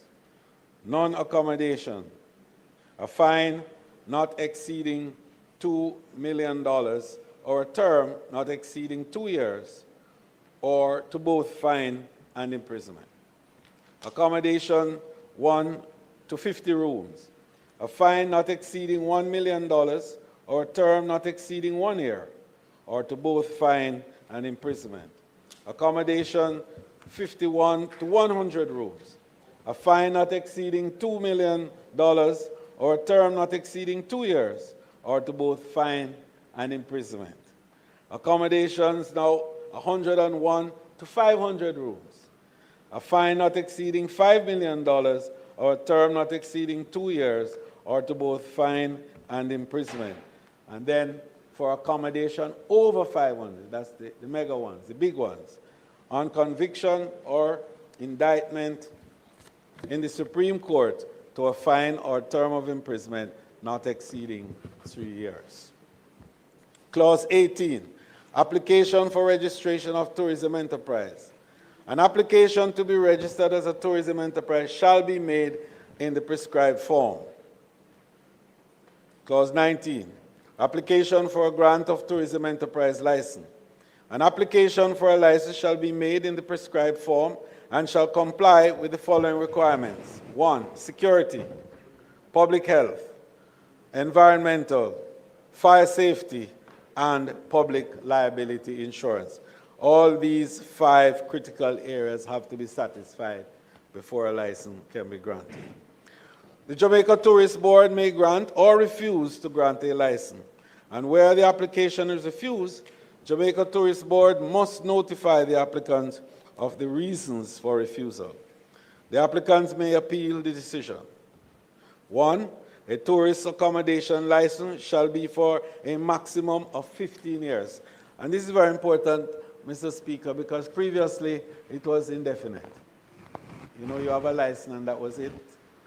There was no recourse. Nobody could take it from you because of any reason whatsoever. That has changed, and that has had the full approbation of the entire tourism sector. A tourist attraction license shall be for a minimum, that's the attractions now, shall be for a minimum of 3 years. And domestic tours, craft traders, water sports operators, places of interest, artisan villages like we have, etc., shall be for a period of 2 years. Clause 20, the provisional tourism enterprise license. A provisional license to operate may be granted to newly constructed tourist accommodation and tourist attractions. Newly constructed means built no later than 12 months at the date of the application. The application is to be accompanied by the registration certificate, public liability insurance, security arrangements, evidence of ownership, and payment of fees. The provisional license shall be limited to 90 days and is subject to review by the JTB.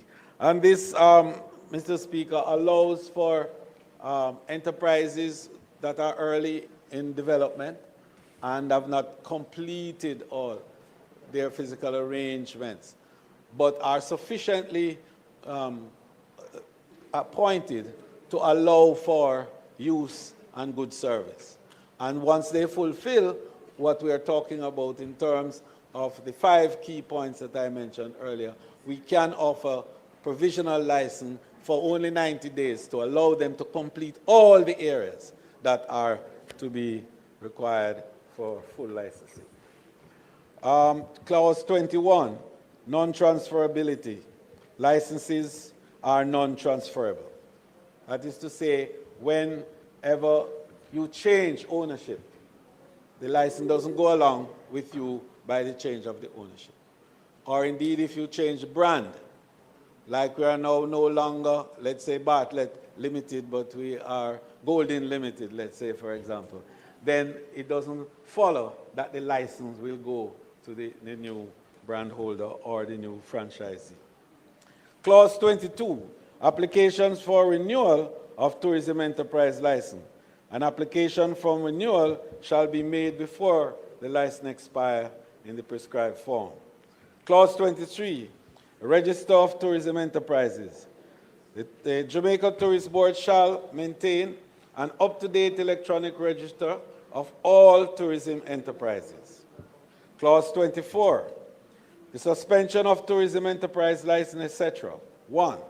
Licenses or provisional licenses may be suspended if the licensee does not employ or comply with the statutory prerequisite requirements. For example, environmental or public health requirements, provisions of the Act, or contravenes a term or condition of the license. 2.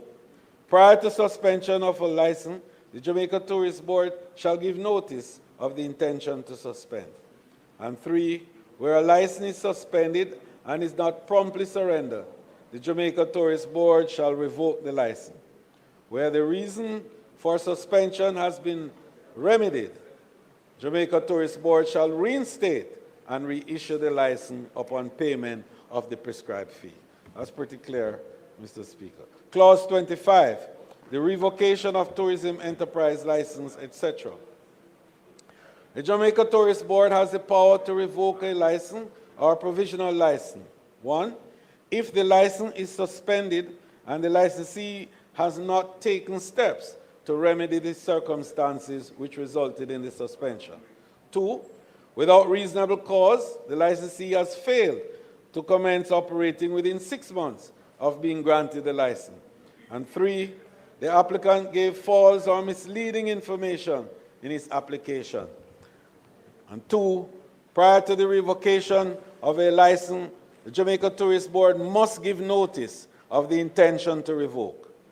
The Jamaica Tourist Board may also revoke a license without notice and with immediate effect. Let me read that section again. Prior to the revocation of a license, Jamaica Tourist Board must give notice of the intention to revoke. The Jamaica Tourist Board may also revoke a license without notice and with immediate effect. Where a license is revoked, the licensee shall promptly surrender the license, an emblem, and immediately cease operation. Where the reason for the revocation has been remedied, a person shall reapply to the Jamaica Tourist Board for the license. Clause 26, lost, defaced, or destroyed license. Where a license is lost, stolen, defaced, or destroyed, the licensee shall, 1, make a report to the police, and 2, apply to the Jamaica Tourist Board to have it replaced. 2, the application shall outline the circumstances of the license being lost, stolen, defaced, or destroyed. If the license is lost or defaced, it must be accompanied by a police report and a fee paid. 3, where the Jamaica Tourist Board is satisfied that the license was lost, defaced, or destroyed, the Jamaica Tourist Board will grant a substitute license. And where the license is subsequently found the substitute license shall be surrendered. Clause 27, incapacitation or insanity of licensee. Where a licensee becomes incapacitated or develops a mental disorder, a legal representative of the licensee shall be allowed to carry on the business for the unexpired portion of the license. 28, bankruptcy or insolvency of licensee. A licensee shall immediately inform the Jamaica Tourist Board if the licensee becomes bankrupt or insolvent. Death of licensee. Where a licensee dies, his executor or administrator shall have the authority to carry on the business of the licensee. Clause 30, the cessation of the tourism enterprise. Where a licensee intends to close its tourism enterprise or surrender its license or cease business, the licensee shall give Jamaica Tourist Board 30 days written notice. The licensee shall surrender to the Jamaica Tourist Board that license promptly. Jamaica Tourist Board shall update its register accordingly. Clause 31, appeal to the Jamaica Tourist Board Appeal Tribunal. The Jamaica Tourist Board Appeal Tribunal is established to hear the complaints of persons aggrieved by a decision of the Jamaica Tourist Board. Appeals are to be lodged within 15 days of being advised of that decision. The period may be extended based on reasonable circumstances. On the determination of the appeal, the tribunal may make such order as it sees fit. Any person aggrieved by the decision of the tribunal may appeal to a judge in chambers. Clause 32, enforcement of the decisions. The minister may make further decisions where a licensee fails to comply with an order for suspension, revocation, or a tribunal decision. The Jamaica Constabulary Force may enforce such an order. Clause 33, other offenses. Every person who intends to deceive, makes, or has in his possession any emblem or other device which resemble a license or emblem of the Jamaica Tourist Board commits an offense and is liable to a fine not exceeding $500,000 or 6 months in prison. Other offenses include displaying an emblem of the Jamaica Tourist Board without permission and failure to comply with an order to suspend or revoke a license. Clause 34, power of minister to amend monetary penalties and first, second, and third, and fourth schedules. The minister may amend the schedule by order. However, the second schedule is subject to affirmative resolution. Clause 35, regulation. The minister may make regulations for the better carrying out of the Act.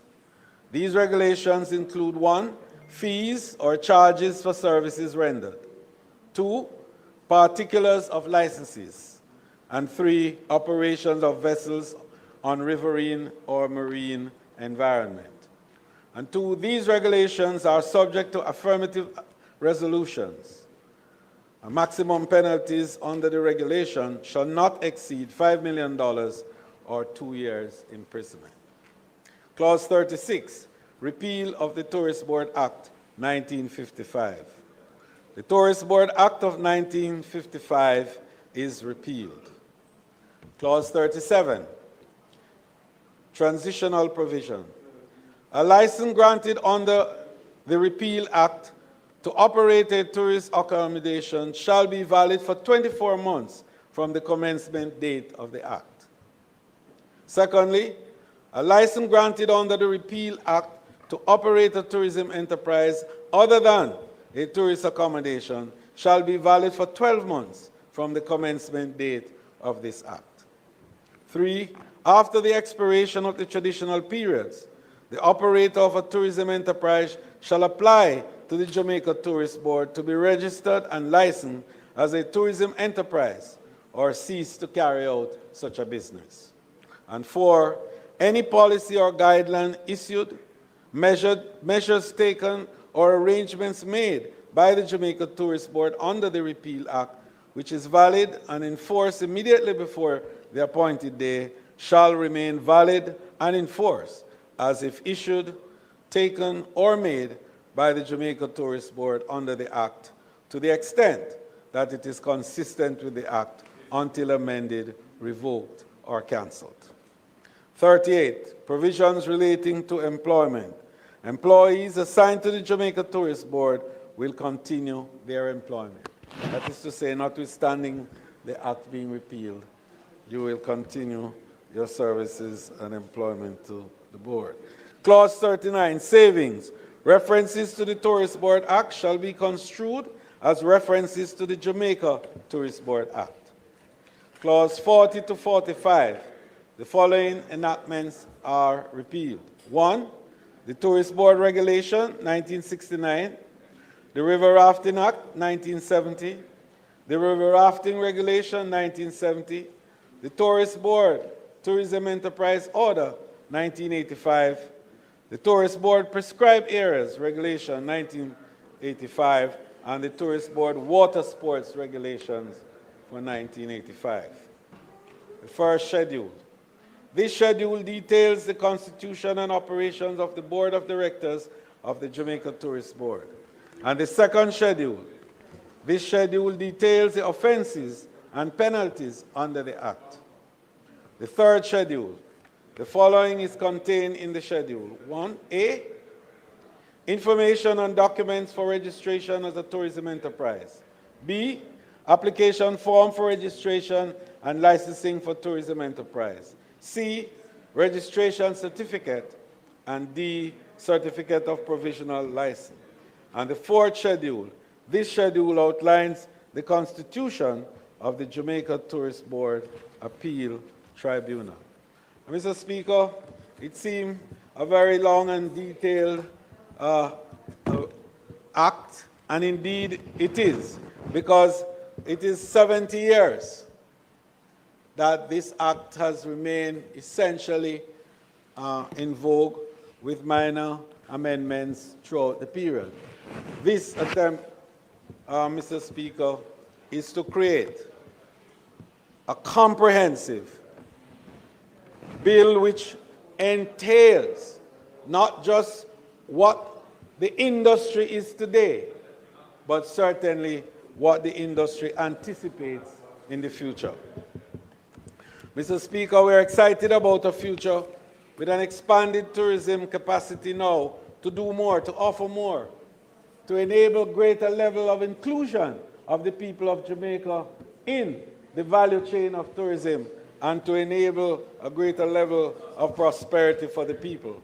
But most importantly in all of this is to create the framework for a strong and vibrant human capital arrangements that ensures that the workers of the tourism industry are treated fairly and are able to accrete over time the value of their contribution to the industry. May it please you, Mr. Speaker.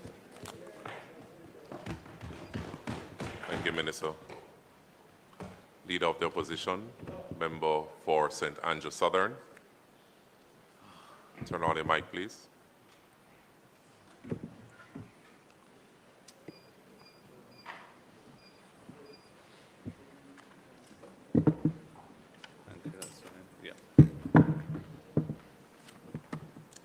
Thank you, Mr. Speaker.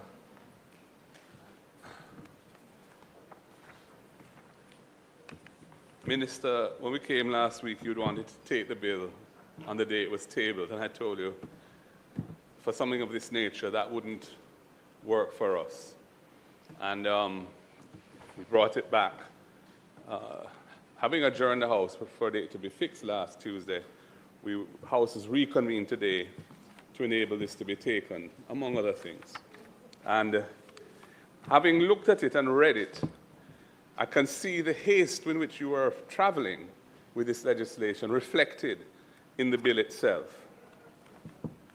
And you describe it as a comprehensive bill, but it's, excluding the schedules, it's a mere 26 pages, which is really not that extensive, but it is significant in what it is potentially doing. And I've gone through it, and I'm going to kind of go through it in the order that the bill itself follows. I'm not making broad comments on the tourism industry. I'm not making comments on whether, I'm not doubting the need to update the Tourist Board Act either, 1955, as you have said. That's, more than half a century ago. Things have changed substantially over that time. Why we're in such a rush? I have thoughts about that. I won't mention them here. I could tell you off the air what I think's behind it. Because there's really no need to rush this, but we are indeed rushing it. So, as you have pointed out, Mr. Speaker, there is, Minister, there are some new definitions in Clause 2 of the bill, and two which kind of give me some pause for thought and perhaps concern is the interplay between the definition of a domestic tourist and the definition of a tourism enterprise, because there's a certain circularity in those two definitions. A domestic tourist means a resident of Jamaica who uses the facilities of a tourism enterprise. So if you're using the facilities of a tourism enterprise and you live here, you're a domestic tourist. And a tourism enterprise is an establishment that provides facilities, etc., to attract domestic tourists. So my problem with that is that there's nothing in that those two definitions that gets to the essence of what a tourist is. So if you're a Jamaican resident and you're going to a restaurant in Jamaica, and that restaurant is primarily catering for Jamaican residents, arguably it's a tourism enterprise because it's attracting domestic tourists. I don't think that's the intention, but if it is, it throws the scope of this bill very, very widely to include all kinds of economic actors that would never consider themselves to be in the tourism business. I'll let you add that when you speak. So I think there needs to be some thought and adjustment to the way in which domestic tourists and tourism enterprise are defined, because it's circular, and the circularity of it creates a very, very wide canvas, which I think goes beyond the proper scope of this legislation. I note the definition of tourism accommodation, and it means any facility or premises offering lodging or sleeping accommodation to any tourist or domestic tourist for hire or reward of any kind, including and it says a villa or an apartment, for example. So clearly, this would encompass what we describe as the Airbnb type accommodation. And certain consequences of matters arise from this, because it is bringing within the scope of this regulatory regime what we know has evolved to be a major part of the tourism industry. But are they ready to be regulated in this way? Have they been consulted with in relation to the implications of being brought under the net of the Tourist Board and the Jamaica Tourist Board Act? I suspect not. So, and I noticed, for example, in Clause 1, the whole Act has to be brought into effect at the same time. It doesn't have a provision, which some legislation does, that allows different parts of that to be brought into effect at different times. This is an all-or-nothing piece of legislation. So something which could have major ramifications on an aspect of the accommodation sector, for want of a better word, the Airbnb sector, or that type of arrangement, is going to be brought under this. Immediately, this act is brought into effect. And the question is, what are going to be the consequences of that for them? And I'm not sure that has been adequately discussed with them. And I'm not sure they're even aware of the implications of what is being done here. No doubt, and we're well aware, that the main players in the tourism industry, the established hotels and so on, are, we've been hearing from them about the need to regulate that side, and the playing field isn't level and so on. And I see that this is being delivered to them now with this piece of legislation. But I think the way in which it's done needs to be participatory and has to consult with the sectors that are affected by this in a very transparent way, so they understand fully what is being done, the implications for them, and they can lobby for whatever consequential provisions they think should be in here, which probably have not taken their views adequately into account. I move on.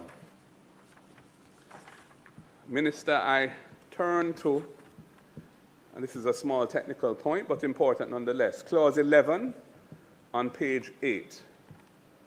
And I believe that in paragraph B, the words after regulations should come back to the margin.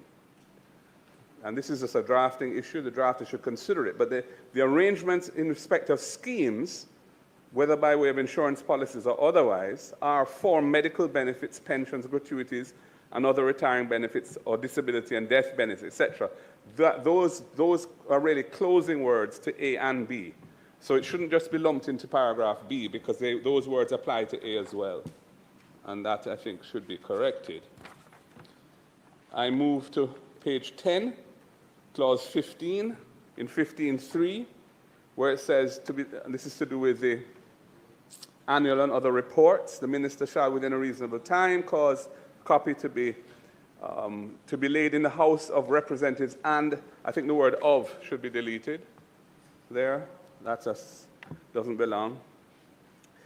And in clause 16, this is important now, because this is a section which creates a criminal offense. And it says that a person shall not operate a business or engage in an activity specified in subsection 2 unless the business or activity is registered with the Jamaica Tourist Board as a tourism enterprise.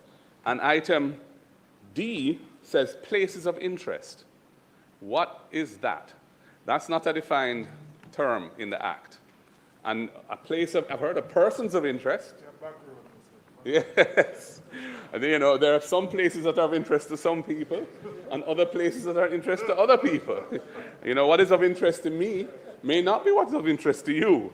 I'm not sure what these places of interest are, but it's not defined in the Act. And I think it should be. And I think it should be, because if you operate as a business, a place of interest, without becoming registered under the Act, you create a criminal offense for which you're liable to be fined up to $50,000 in the parish court. So I think that is unsatisfactory and needs to be addressed. I notice that the minister is empowered by order to amend the categories and businesses and the categories of businesses and activities specified in subsection 2. Currently, subsection 2 lists 6 categories of business and activities: artisan villages, convention centers, craft traders, tour guide services, travel halls, and this ill-defined or undefined places of interest. But it says the minister can amend that by order. Now, I have a problem with that, because if non-registration is a criminal offense, then the minister can't just be empowered by order to just expand that list. That must come to Parliament for affirmative resolution, so that there's transparency around it, parliamentary oversight of it, and the opportunity for those affected to become aware of it before it becomes law, and to lobby for whatever consequential issues may arise from them being brought under this net. So I think that needs to be adjusted in subsection 4. It must be subject to affirmative resolution. This is dealing with a criminal matter. Clause 17 is the real, what I'd call the real sword of Damocles in the bill. And it says, a person, in subsection 1, a person shall not operate a business or engage in an activity specified in subsection 2, which provides services, facilities, or products to tourists or domestic tourists unless such activity or business or activity is both registered and licensed with the Jamaica Tourist Board. And in 2, there's a list of who it applies to, and item C in subsection 2 says tourist accommodations, which, as we've said, and you, I think, have admitted, includes the Airbnb type operations. So it's a criminal offense from the day you bring this act into effect. It will be a criminal offense to operate an Airbnb type operation in Jamaica unless you're both registered and licensed with the Jamaica Tourist Board. And I have a comment to make on that, apart from the stark reality of it for those who are currently in that business. There's also a technical point that I wish to make, and it relates to the second schedule and subsection 3, 17.3. 17.3 says, a person who contravenes subsection 1, which is the operating or business operating a business or engaging in the activity of one of the things listed in subsection 2, such as operating a tourist accommodation. A person who contravenes subsection 1 in relation to 3 out of the 4 categories listed in 2 commits an offense and is liable on summary conviction in a parish court to the fine specified in the second schedule. But when you look in the second schedule, which is on page 33 of the bill, you will see that in relation to this offense in 17.3, it provides for both a fine and imprisonment. It says, on summary conviction in a parish court, the person is liable to a fine not exceeding $2 million or to imprisonment for a term not exceeding 24 months, which is 2 years, or to both such fine and imprisonment. So the section which creates the offense and says where you find the penalty is not consistent with the schedule where the penalty is stated, because it provides for imprisonment, whereas the provision itself in subsection 3 only makes reference to a fine. So that needs to be fixed. Subsection 4 is also significant. And it says that a person who contravenes subsection 1 in relation to a tourist accommodation now, so they've singled out that category is being treated differently to domestic tour services, ground transportation services, including contract carriage and motor vehicle rental, and tourist attractions. Tourism accommodations, which is the Airbnb sector, is being treated differently from the point of view of the severity of the penalty for not being registered and licensed. And it says, a person who operates a tourism accommodation without being registered and licensed commits an offense and is liable on indictment in the Supreme Court to the penalty specified in the second schedule. And that penalty provides, first of all, there's an error in the second schedule because it speaks to on summary conviction in a parish court, whereas subsection 4 doesn't contemplate this particular offense being justiciable in the parish court. It says it's tribal on indictment in the Supreme Court. But it goes on to say, depending on the size of the accommodation, the level of the penalty, and there are various categories. So, for example, it says, in the case of a tourism accommodation of between 1 and 50 rooms, between 1 room and 50 rooms, a fine not exceeding $1 million or imprisonment for a term not exceeding 12 months, which is a year, or to both such fine and imprisonment. And then as you get bigger, the penalties go up. Between 51 and 100 rooms, you go to $2 million fine, a prison term not exceeding a year or to both. And then from 101 to 500 rooms, it goes up to $5 million, the fine, imprisonment not exceeding 12 months, or to both fine and imprisonment. And then if it's over 500 rooms, on conviction, on indictment in the Supreme Court, to a fine or to imprisonment for a term not exceeding 3 years.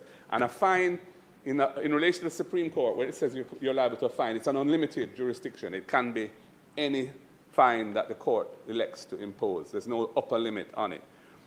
So there's a problem with subsection 4, because in the schedule, it contemplates three separate categories where it would be triable in the parish court, whereas the section only contemplates trial in the Supreme Court.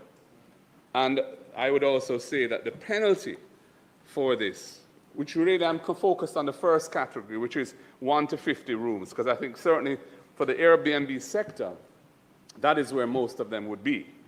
And, you know, they would be liable, once this act is brought into effect, they would be liable to a fine of up to $1 million or to imprisonment for up to a year or to both such fine or imprisonment. And I think that is a significant thing for them to contemplate. Again, subsection 5 says that the minister may by order amend the categories and of businesses and activities specified in subsection 2. Again, the minister is being empowered to expand the range of activities that are brought under this registration and licensing regime, to which criminal sanctions apply if for non-compliance, without any parliamentary oversight. We do not believe that this is right, and we are asking for an amendment, again, to 17.5 to require affirmative resolution for any such amendment to the categories there. I move on. In section 19, clause 19 of the bill, there's a peculiarity here. This is dealing with the licensing process, which applies to, well, first of all, registration, the registration process, and then the licensing process in relation to section 18, which is the section I just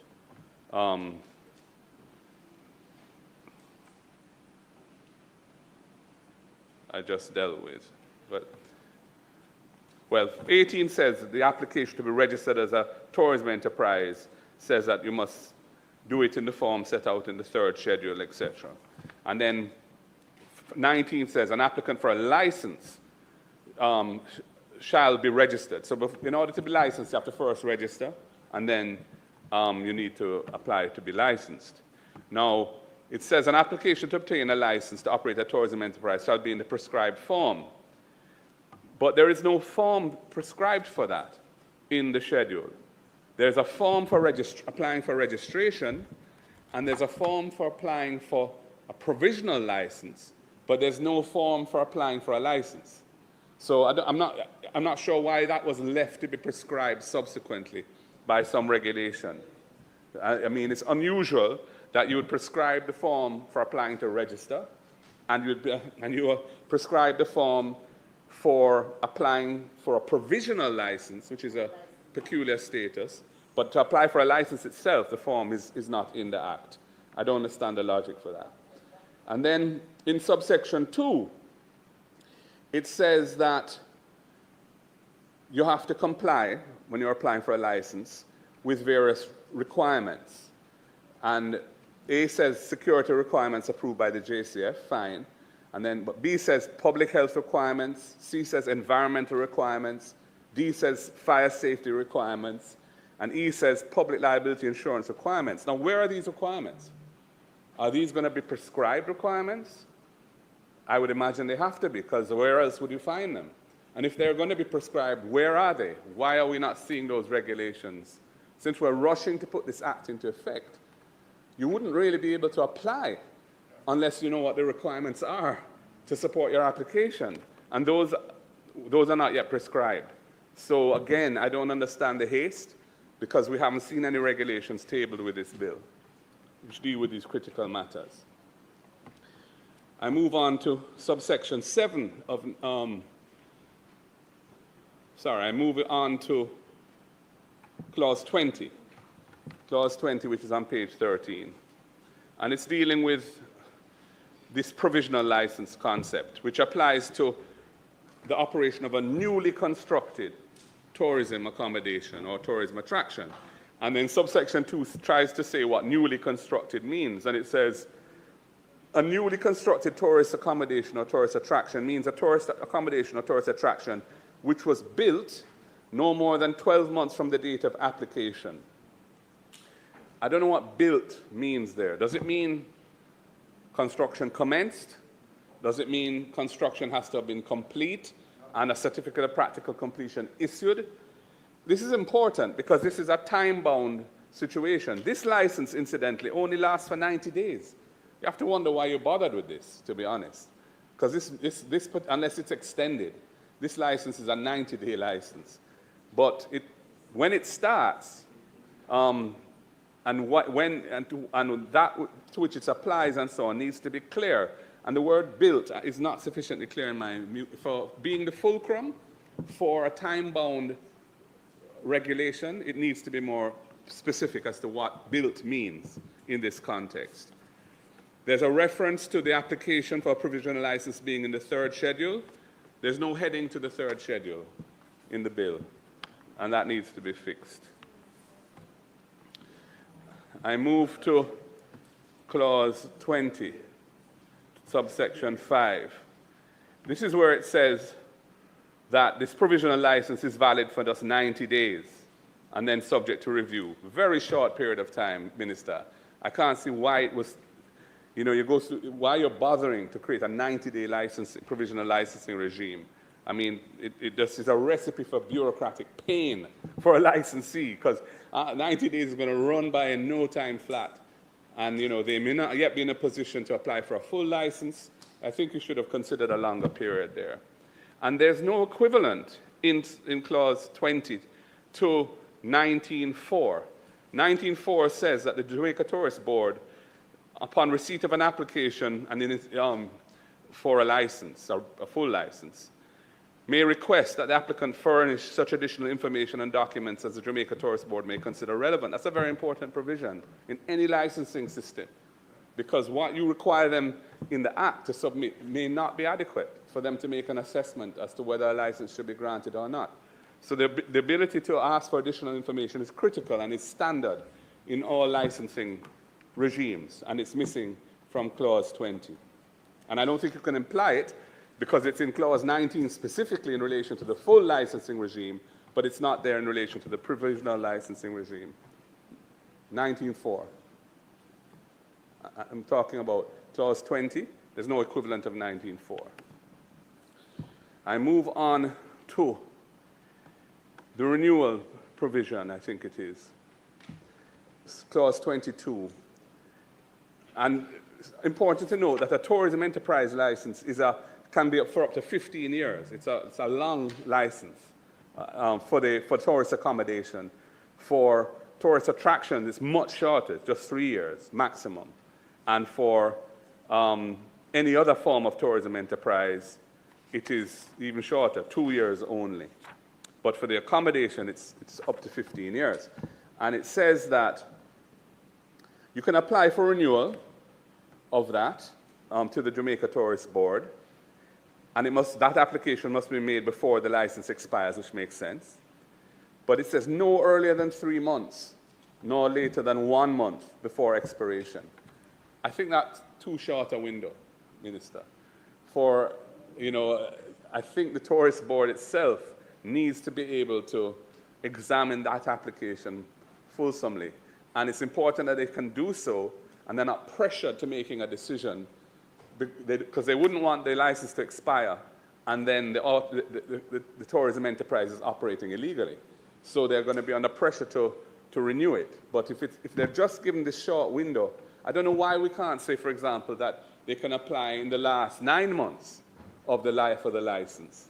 To say that they have to wait until the last 3 months in order to apply, I think is a bit tight.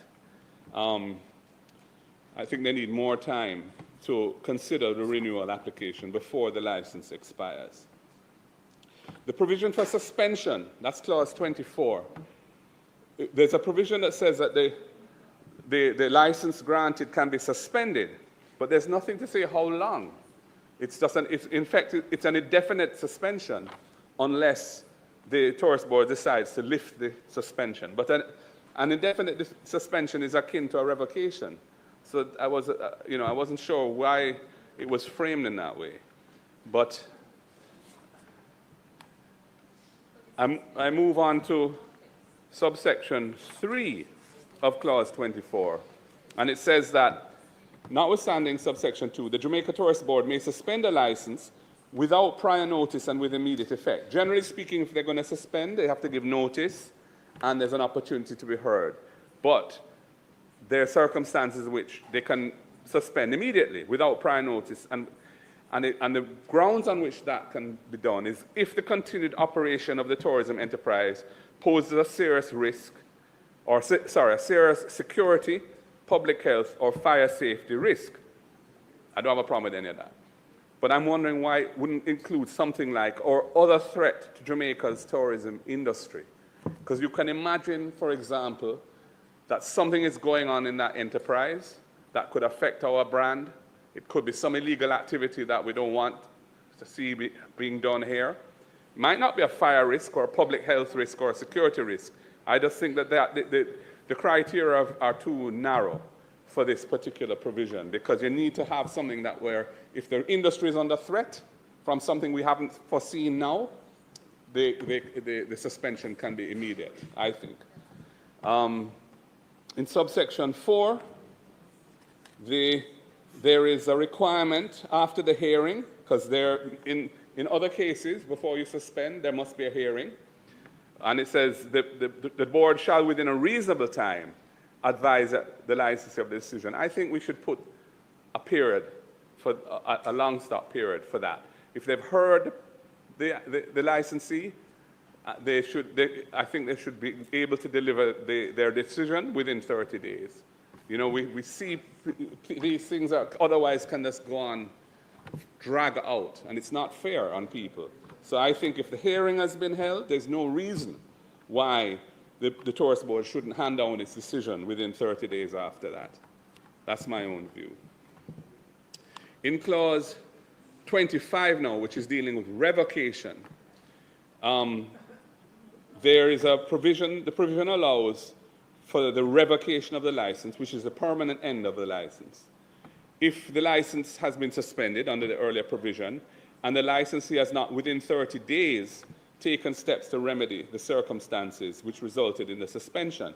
Now, depending on what those circumstances are, something may not be remediable within that period of 30 days. I think once they have commenced the remediation and they're diligently pursuing it, then it shouldn't be a revocation situation. So that's a fairly standard in contracts, commercial agreements, that's a fairly standard formulation for cure provisions. And I would suggest that you consider it here. So that if the licensee, yes, there was a problem, a default of some kind, but they're fixing it, but it may be something that can't be fixed within 30 days, depending on what it is. It may be something that requires some bureaucratic process to be completed, or something of that nature. So as long as they've commenced the cure, and they're diligently pursuing it, I don't think the revocation should lie. And that's what I'm suggesting you consider in 25A, 1A.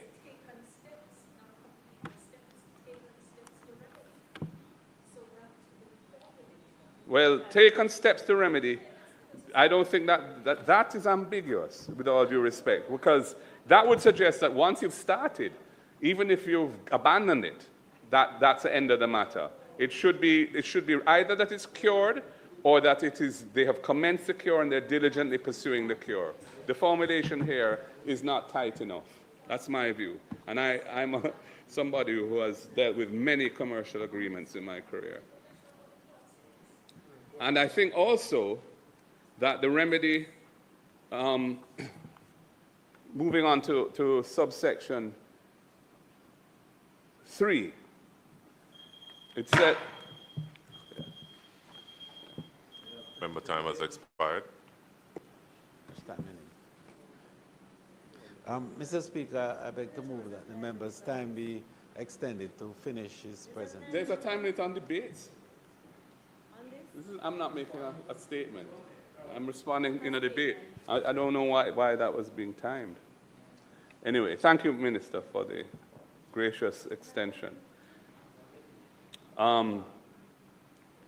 Again, I think if there's a hearing on the revocation issue in subsection 4, the the board should hand down their decision within I don't think there should be this reasonable time nebulous formulation. I think there should be a long stop date for doing that.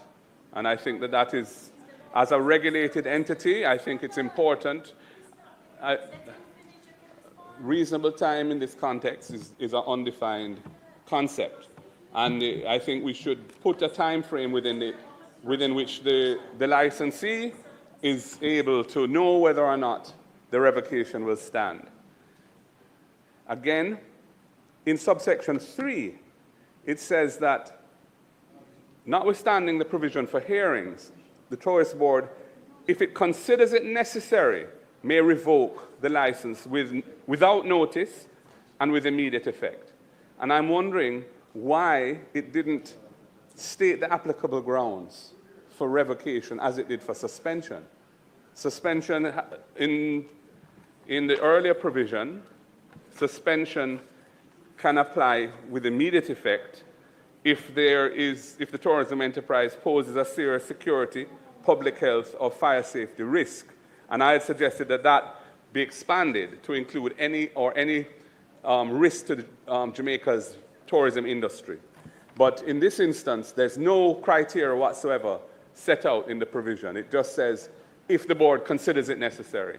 I don't know how you can have criteria for suspension, immediate suspension, and no criteria for revocation, which is a more serious procedure. So you can talk after me, Minister, with all due respect. You're harassing me with your banter. I ask you to be quiet and let me make my presentation, and then you can answer on your feet with the mic on so people can hear what you have to say. With all due respect, Council. Yeah. Subsection 6, 25(6). Point of order. Point of order. Member.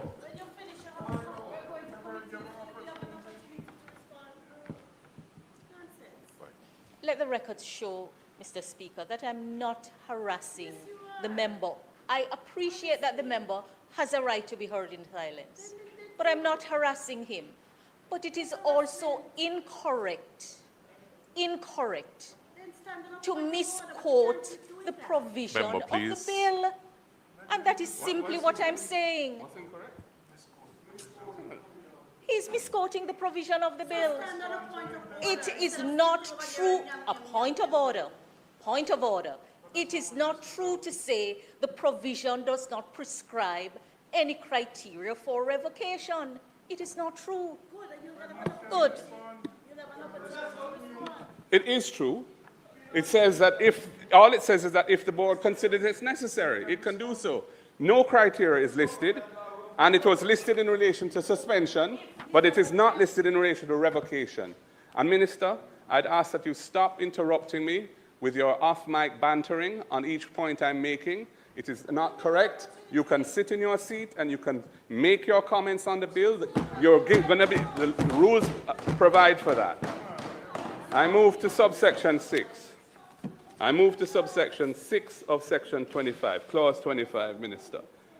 And it says that where a licensee refuses or neglects to cease operations pursuant to a notice of revocation from the board, it says the board may take steps to obtain an order from the court requiring the cessation of operations of the tourism enterprise.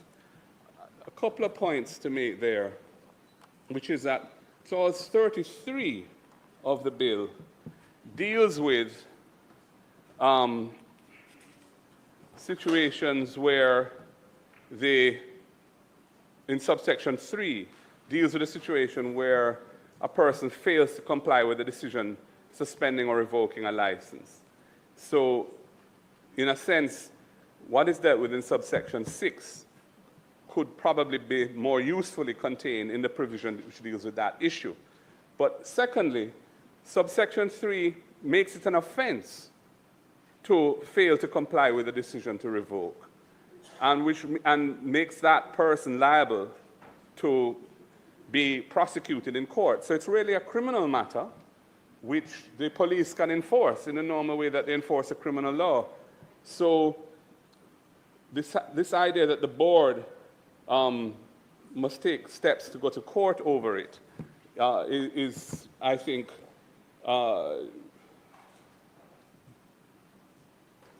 doesn't adequately reflect the fact that what is involved here is a criminal matter. That's all I'm saying. I notice it says about what in clause 29, it says where a licensee dies, the executor administrator of the licensee shall, upon obtaining the grant or letter of administration in the estate, have authority to carry on the business of the licensee. It doesn't say what happens when that estate is distributed to the beneficiaries. And I think that it ought to make it clear what happens then, because if the licensee is dead, that could, on the face of it, be a base upon which the license ends, because the whole of the license is no longer alive. The provision says, well, no, it can continue to operate under the license through the personal representatives of the dead person, of the deceased. But, and that could, of course, be quite a long time. We have estates in Jamaica that are sometimes taking years to administer. But it doesn't say what happens when the estate is administered and the assets of the estate are distributed, and I think it should say that. The other point I want to make in relation to appeals, which is clause 31, there is no provision saying, for when an appeal must be heard. There's no time frame set for the hearing of an appeal. And secondly, the appeal having been heard, there's no time frame for when the decision of the board, the tribunal that hears the appeal, must hand down its decision. And I think, again, there should be an outer period for both of those things specified in here. Otherwise, things can drag on endlessly, which is not to the advantage of anybody involved except the delinquent persons who are supposed to have heard it and decided the matter, and for whatever reason have not. So again, the period in which the appeal should be heard, and the period having heard it, when the decision should be handed down, those should be specified. Move to clause 32, Minister. And it says that enforcement of decisions. If a licensee fails to comply with a decision of the Tourist Board under either 24 or 25, or any decision of the tribunal under 31, confirming or modifying the decision of the Tourist Board, the minister may take such steps as the minister considers appropriate to ensure that, if it's a revocation decision, that the licensee ceases to operate, or if it's a suspension decision, that the license suspends the operation of the tourism enterprise. And I was wondering, why is this role for the minister either necessary or even advisable, given that, first of all, we don't know what steps the minister could take in this, to enforce this. 25(6) provides for the board itself going to court to enforce it. And 33(3) makes it a criminal offense not to comply with the decision to suspend or revoke, which means that the police can enforce it. So I don't know what this role, this kind of undefined role of the minister is to enforce the decisions of the Tourist Board. I think that needs to be rethought through. And in clause 34, which is dealing with the minister's powers to amend the schedules, the first, third, and fourth schedules.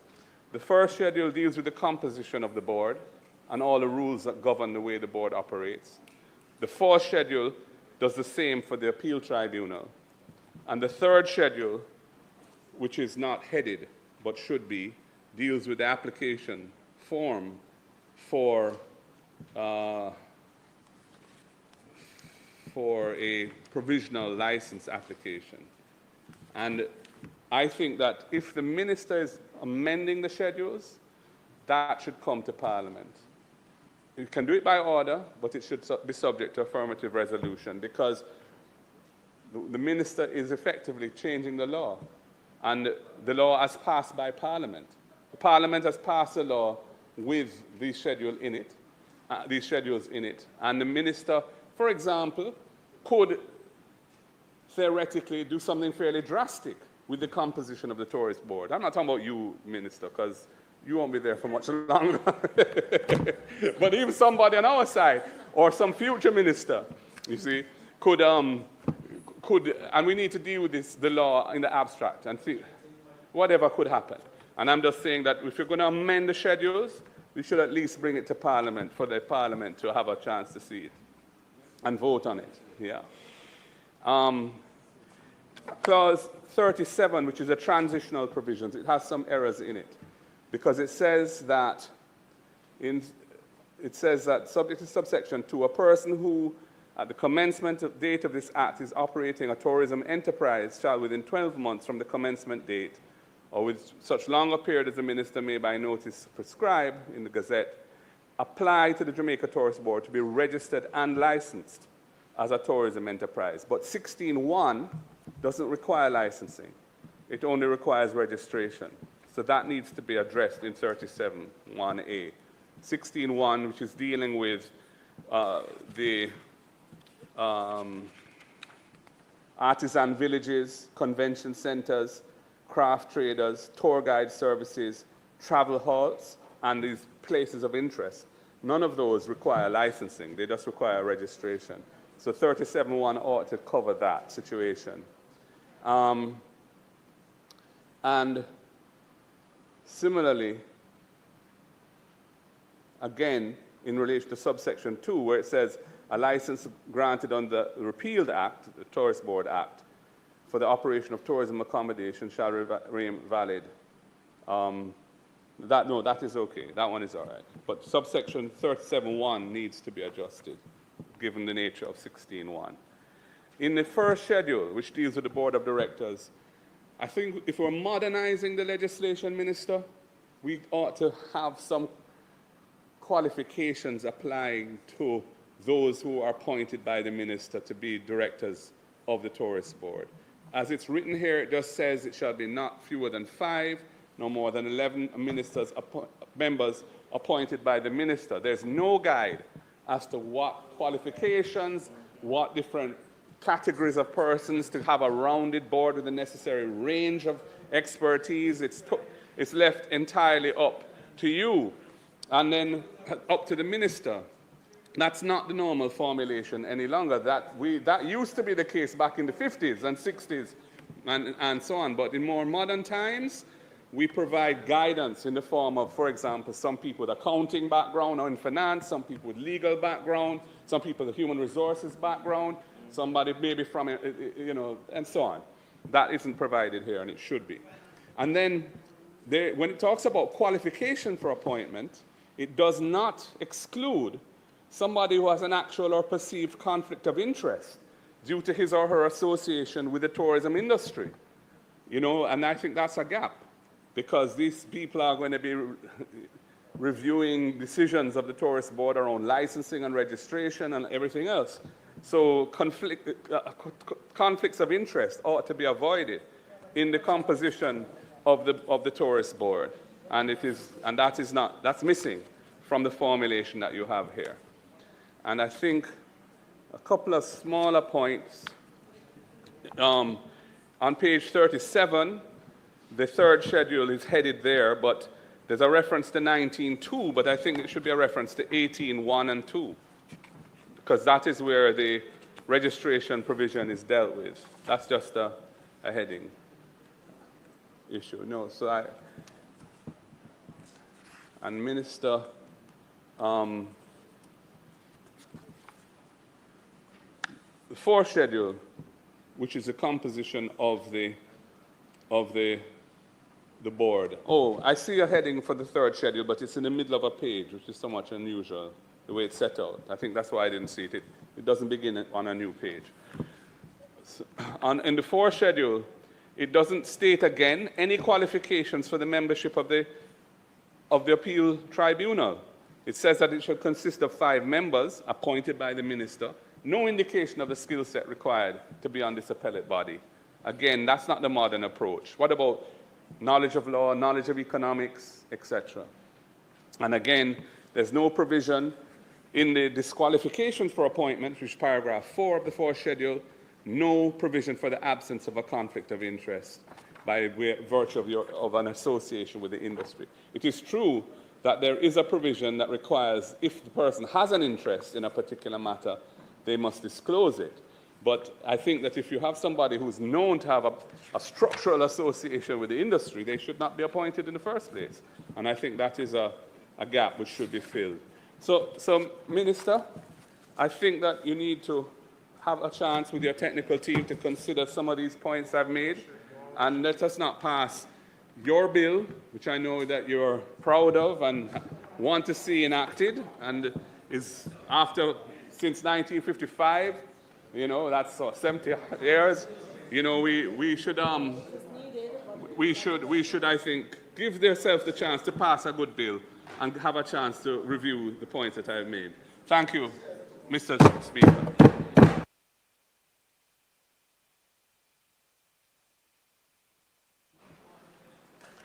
Member from St. Mary Central. Thank you very much, Mr. Speaker, and I know what I'm going to say would be in your interest.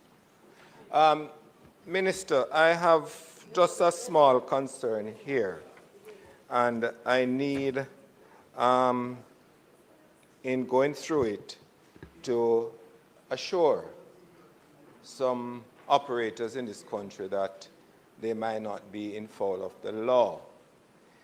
I'm looking at 2 in the bill, section 2. A tourism enterprise means an establishment, and the leader spoke to it somewhat, but I'm taking from a different angle. An establishment that provides one or more services, facilities, or product to attract, or accommodate tourists and domestic tourists. And then you had at 37, a person who commences at, and that was read. I want you to look at the instance of, well, the leader mentioned a restaurant, but there are many operators in this country of small clubs. Minister, small clubs. I wish the minister would listen to this particular one. Small clubs, small bars, small taverns, as have been licensed to do. And they have a little component of it, which is exotic dancers. They provide exotic dancers. We call them go-go clubs, and many are in the Speaker's constituency. Are they required to be registered under this act as a tourism enterprise? Because if they do not, they run afoul at 37, Minister, and we need some clarification on this, because it would mean that every single entity that provides, whether it's domestic or people cater to foreigners, but it's a little village shop, a little township shop that offers something. And you read, Minister, an establishment that provides one or more services, one, facilities or products to attract or accommodate tourists. Leave the or accommodate, but just only attract. It means, therefore, that they have to be registered as a tourism enterprise. And I have some concerns with this. And in your response, I wish you would speak to it, because it means that a significant number of establishment businesses in this country will have to be registered with the Tourist Board to comply with the law.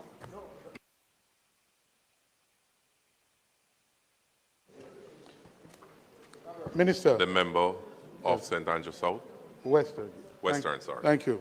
Minister, just to really give focus to one area of concern that has already been touched on, but I want to amplify it.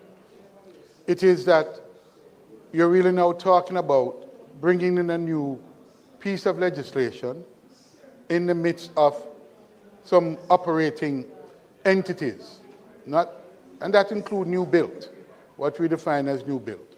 But it really is a pre-existing situation, and I didn't see a transitional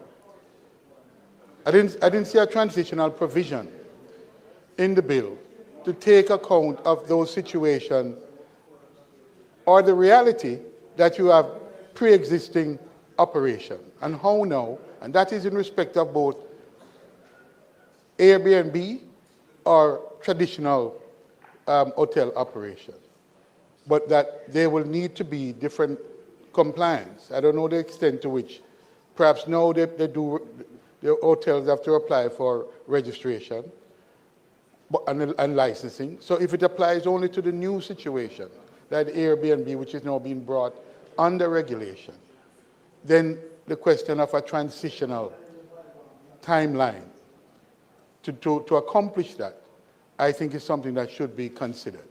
You're not now talking about something prospectively. You really almost talked about a retroactive application of the law to pre-existing operations.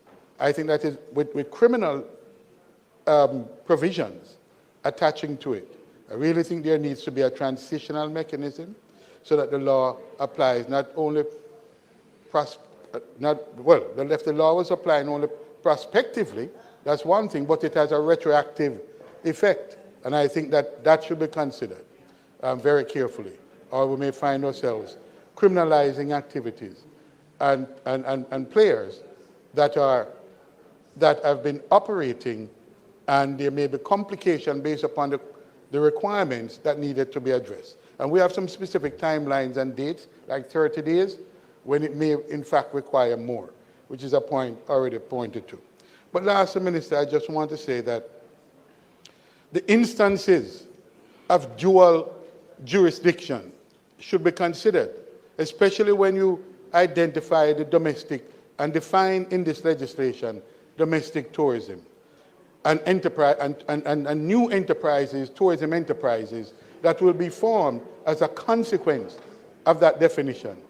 I think you need to look very carefully, and it should be considered very carefully, the instances of dual jurisdictions, where you're going to have KSMC and other regulators, and where you may need to say this is exclusively to be regulated by the Tourism Board, because you may find other regulators operating in the same space and creating a very complicated situation. That needs to be thought out very carefully. That's my submission.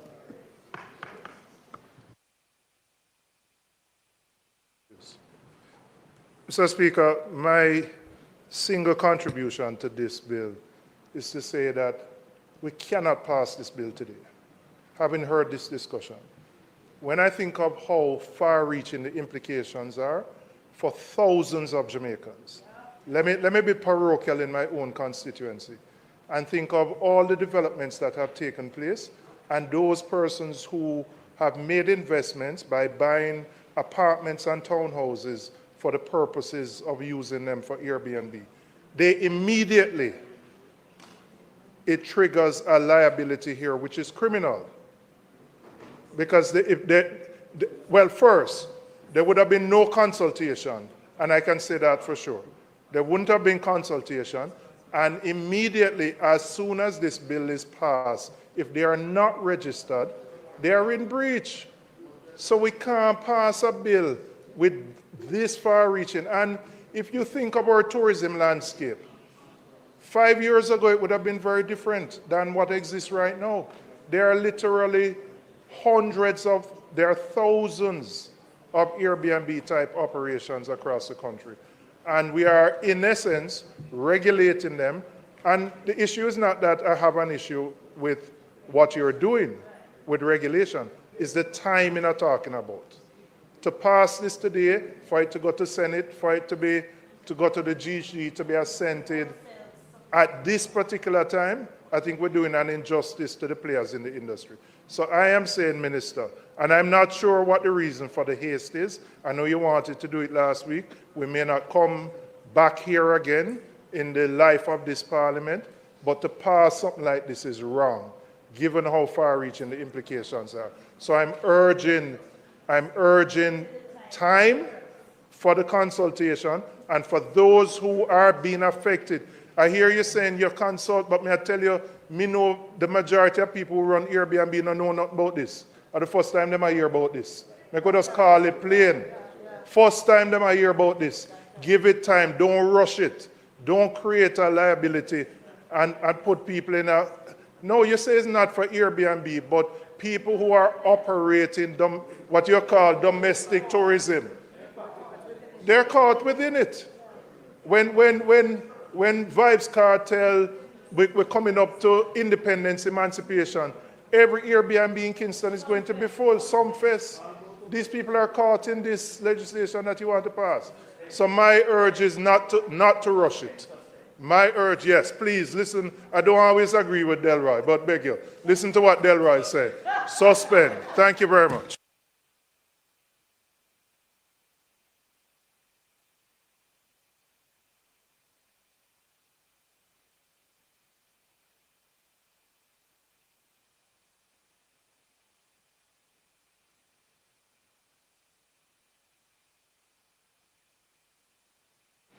Yeah. Thank you, Mr. Speaker. And Mr. Speaker, I must say that I have the greatest of respect for the Minister of Tourism. That's true. Right? Most of us in here do. But the reality is that this bill is going to have a far-reaching effect on many young professionals in this country, many of whom supplement their income with earnings from short-term rentals. I am here sitting and I'm wondering why we did not have a joint select committee of Parliament to review this significant issue. At the Joint Select Committee, Minister, we invite the various stakeholders who are going to be affected to come and participate. We know there are issues that have been out there for a long time, where the hotels have been complaining that they have to pay room taxes, whilst the Airbnbs don't, and that it has affected their business in a negative way, especially those hotels in Kingston. And whilst some balance has to be struck, we have to be careful how we approach it, because we will be, by doing this, disenfranchising thousands of Jamaicans. In fact, I listened to your presentation a few weeks ago. You spoke to the earnings from the Airbnb sector, which ranged in the billions of dollars. That is potentially several $1 billion being sucked out of the economy almost overnight. I mean, whilst I take your point that everything is subject to extraordinary ministerial oversight and powers given to the minister under the Act, the reality is that this is going to have a serious effect on many Jamaicans, many who are depending every day, and there's a benefit to Airbnb as opposed to long-term rental, which many attorneys can tell you, is that when you have an Airbnb, you don't have to worry about recovery of possession, which is what many landlords over the years have struggled with. Persons renting long-term and you have to go to court to get them out. With Airbnbs, it is more beneficial. You understand? So I'm urging you, Minister, to place this bill before a Joint Select Committee of Parliament. Let the Joint Select Committee look at it and let the stakeholders come and we have a conversation with them, and then we can take it from there. Yeah. But you're a responsible minister and I know you'll do the right thing. Thank you very much, Mr. Speaker. Minister. Mr. Speaker, you know, sometimes in deliberating on these matters, we tend to overstate a position in relation to an element of the provisions that may have been put, totally overlooking the essence of what the bill seeks, in fact, to do. And it is unfair, first of all, to suggest, and the focus has been on Airbnb, and it's unfair to say that simply because Airbnb is not unstructured. Airbnb operates on platforms that are highly structured, for which certain requirements are made for which they must comply, failing which they will never be on those platforms. So within its own self, there is that regulatory. And the discussions are not about them and rates per se. The discussion is about how do we ensure destination assurance. That is to say, how do we ensure the integrity of the destination is maintained at all levels, irrespective of who is participating in the process.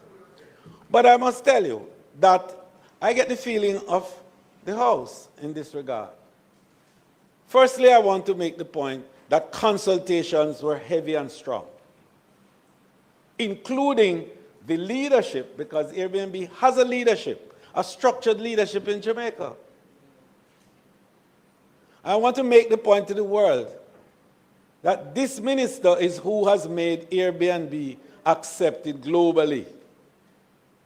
Because when I was chair of the executive committee of the UN, responsible for affiliates, Airbnb came before us as a concern by the established accommodation subsector.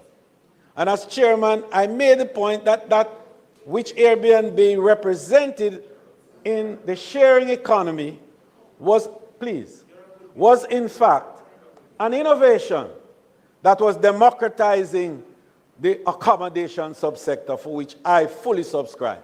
And I want that point to be made and understood. So I don't want people to come here with a politically aligned argument to try to suggest that in any way we are trying to create legislation that will inure to the detriment of this very important segment of the accommodation subsector, because we have already declared that that is a huge area of democratization of that subsector.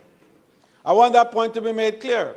So whatever decision that I make today in relation to the continuation of this particular debate has nothing to do with the misguided positions being posited with regards to the Airbnb subsector.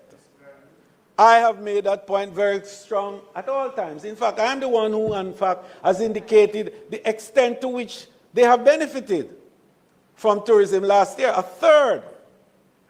third, exactly, of the visitors who come stayed in Airbnb. And it is moving at a clip that requires for the security of the visitors that they be looked at carefully. And they have no difficulty with that. And I have also had discussion with Airbnb itself in terms of how we can relate to the contribution that is to be made. And it would come directly from Airbnb and not from any of the owners of those homestays in Jamaica. So I just want you to appreciate that the thinking on this side is deeper and wider than that. And I want to debunk the political component that is so infused in this debate today, because it is not intended to be a political issue. It is an issue about totally reviewing, and I'm making the point against my knowledge and experience in this game. And I broke no quarters on this one. And what I know is that we have got to reimagine the process of tourism and reconfigure the legislative and regulatory framework to enable, exactly. Now, once we agree on that, we have something that we can move forward with. And so I am quite prepared to truncate the debate today in the interest of another view on your side, because I believe in all very seriousness, I believe that an understanding on your part needs to be had, because tourism is for all. And it is difficult for us to pursue, this huge 1/3 of the economy, where there's a level of misunderstanding to the extent that is noted here today. And whilst I accept that there are elements that we can review and the legislative team can review, I refuse to accept that this is designed to alienate or otherwise denigrate or otherwise displace any of them. Of course, and you made a great point about what it will do to Airbnb and that group. And the time, of course, relates, no legislation happens retroactively, nor does it happen immediately. There is always a regulation which follows, which indicates the process by which the legislation will become effective. And that you know, and you know very well, and that it would come. But, Mr. Speaker, in keeping with the sense that we have, that there is need for greater understanding on all sides, I am prepared to suspend the debate and to enable, not for further consultation, because we have had that. It is over 3 years. It's over 3 years that we have been working with the sectors on this one.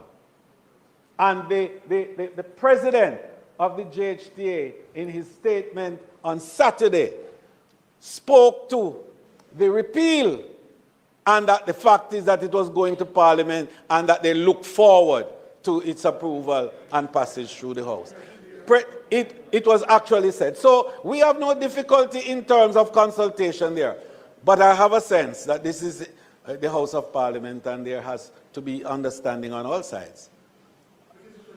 And therefore I will move my arm, Mr. Speaker, that we suspend the debate at this time, and we will get back to dealing with it when we are here again, as we will.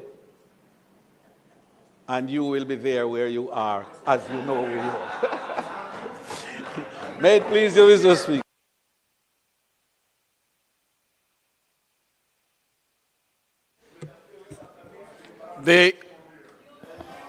Mr. Speaker, I beg for recommittal of reports of committee.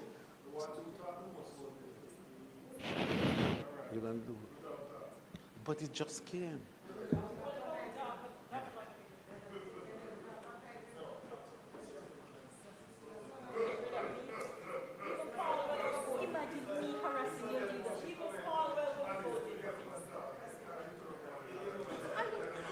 Madam, Mr. Speaker, I have been guided that the report from the PAC is still being. No, I understand that there was a situation which had to be corrected, and therefore the member from. Go ahead. Minister, for procedure, Yes. put the question to the House. Yes.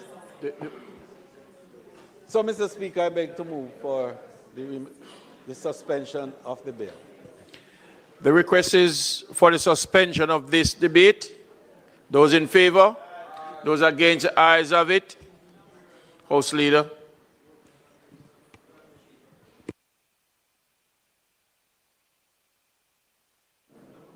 The Minister of Science, Technology and Transport will now make his presentation.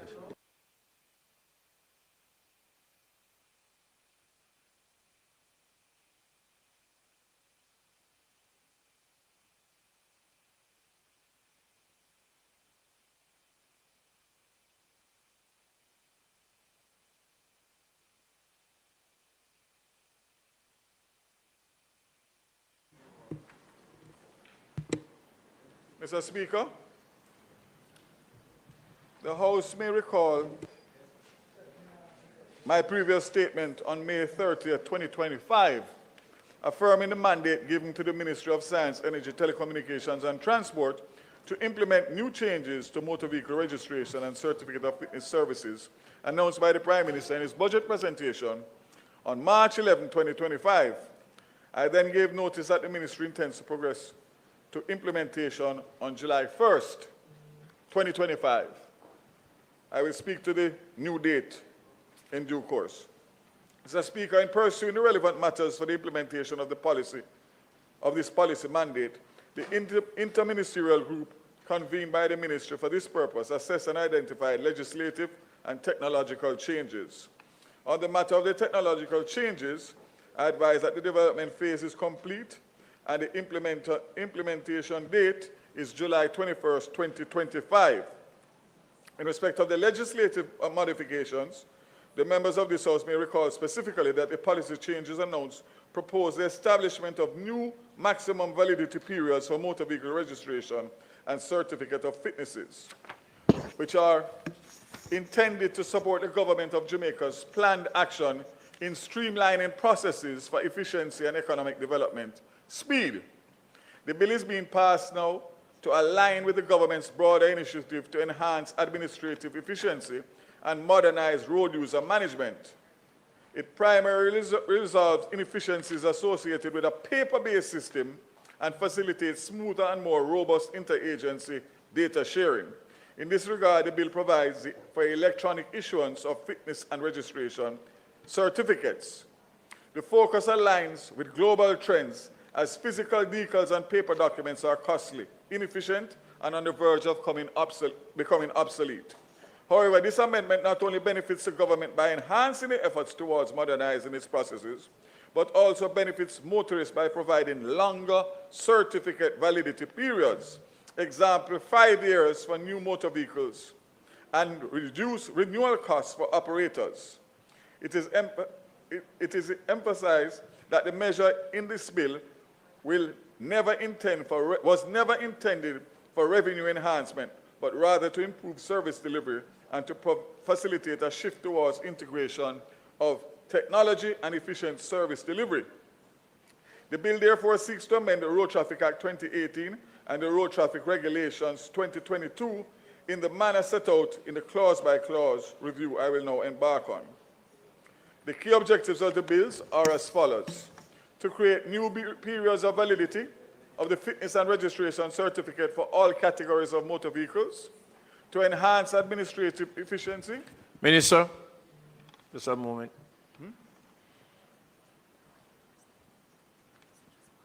Oh, it wasn't tabled?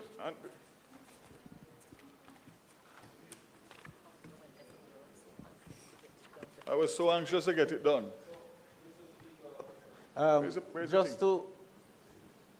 I had indicated that I want for a recommittal of motions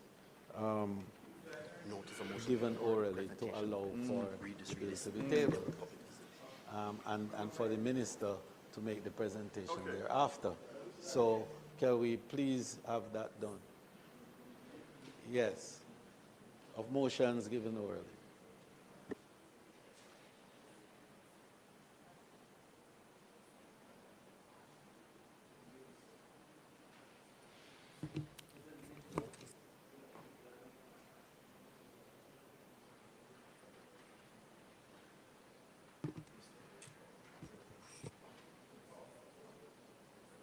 You ready?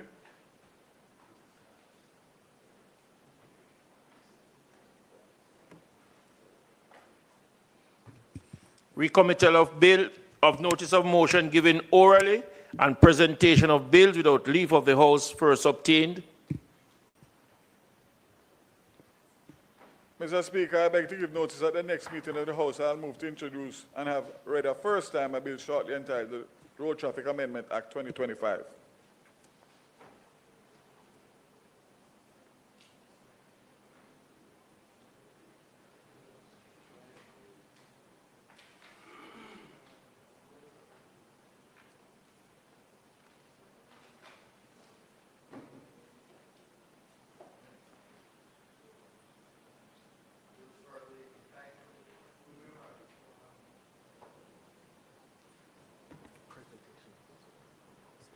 Presentation of bills without leave of the House first obtained. Mr. Speaker, I now move for the suspension of the standing orders to enable me to introduce and have read a first time a bill shortly entitled the Road Traffic Act Amendment Act 2025. A bill shortly entitled the Road Traffic Amendment Act 2025, read a first time.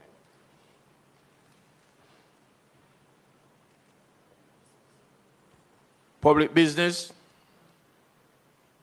Minister. Thank you. Thank you, Mr. Speaker.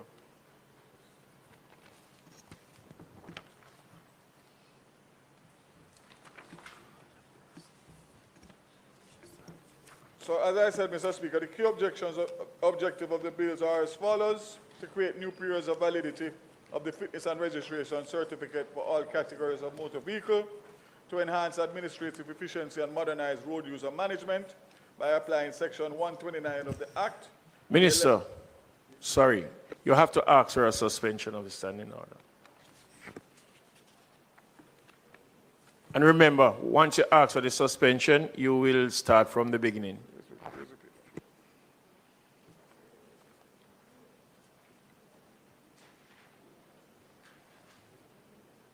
Madam Speaker, Mr. Speaker, I now move for the suspension of the standing orders to enable me to introduce and have read the first time a bill shortly entitled the Road Traffic Act Amendment 2025.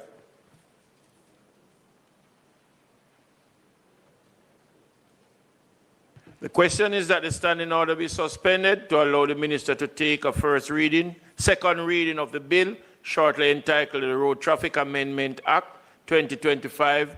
Those in favor? Those against? The ayes have it. Minister, you can start the debate.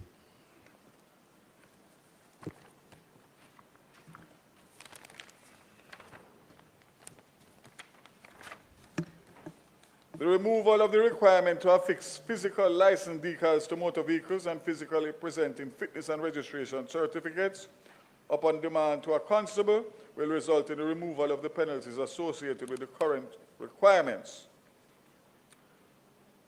Mr. Speaker, I'll now highlight key elements of the bill. Clause 1, the short title and construction. Clause 1 contains the name of the ill and which may be cited as the Road Traffic Amendment Act 2025. The bill, as the title suggests, will amend the Road Traffic Act 2018, hereinafter referred to as the Principal Act, shall be read and construed as one with the Principal Act and all the amendments to it. Clause 1 highlights the bill will become in effect by appointment notice given by me and published in the Gazette. By Clause 1, different days may be assigned in which different provisions in the bills will come into operation. Clause 2 seeks to amend Section 2 of the Principal Act by deleting the term license decal and the definition. Clause 3 will amend Section 7 primarily to remove the mandatory requirement for the drivers to provide evidence of the motor vehicle registration and fitness certificates for inspection upon demand by a constable. Consequently, a driver will not be penalized for not providing documents related to motor vehicle registration and fitness for inspection, and as such, the related offense expressed subsection 3 of the Principal Act is removed. Clause 4, the word act inadvertently placed at section 12(2)(c) of the Principal Act will be deleted to provide clarity. Clause 5 amends section 13 of the Principal Act as follows: by deleting the reference to license decal, making the motor vehicle license process to no registration plates to be acquired and affixed, and registration certificates. The registration plates to be or kept affixed is to be done in a manner so that it may not be obscured and easily disguisable. Clause 6 anchors the main provisions relating to the new validity period for the motor vehicle registration, specifically subsection 1 of subsection 14 of the Principal Act is amended to make provisions for a motor vehicle license may be granted for a period of 24 months, 20 months, or 6 months, as the case may be, commencing from the first day of the month in which the license first takes effect. The license duty payable under section 17 on a motor vehicle shall, if the license is taken out of the period at 24 months, be paid on the biennial rate of duty applicable to the motor vehicle. 12 months be an amount equal to half of the biennial rate and duty applicable to the motor vehicle. And 6 months be an amount equal to 1/4 of the biennial rate of the duty application to that motor vehicle. Clause 7, amendment of Section 16. Under Section 16, provisions related to the surrender of original motor vehicle license are set out. In those provisions, the original license, which was issued by a motor vehicle, and where the motor vehicle was subsequently used or altered in a manner such that a higher or lower rate of license duty is required, to be surrendered to the Island Traffic Authority. Clause 7 will repeal and replace the existing requirement at Section 16 so as not to require the holder of the original motor vehicle license to immediately surrender to the ITA. This is to support the enhanced use of electronic documents. Clause 8, amendment of Section 17, subsections 1 and 2 of Section 17 of the Principal Act are amended by deleting the word annual. This is to support the new maximum validity period of 24 months for a motor vehicle license. Clause 9 and 10, amendments of the first schedule and second schedule.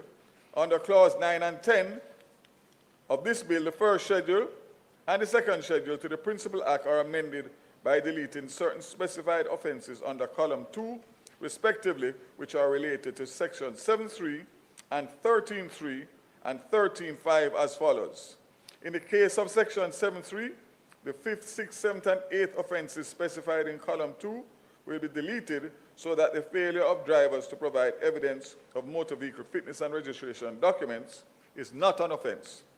In the offenses specified under Column 2, in relation to Sections 13.3 and 13.5, the words or license decal will be deleted so that the use of the license decal issued for a motor vehicle on any other motor vehicle or in relation to a license decal not affixed or kept affixed to the motor vehicle is not required and will not constitute an offense.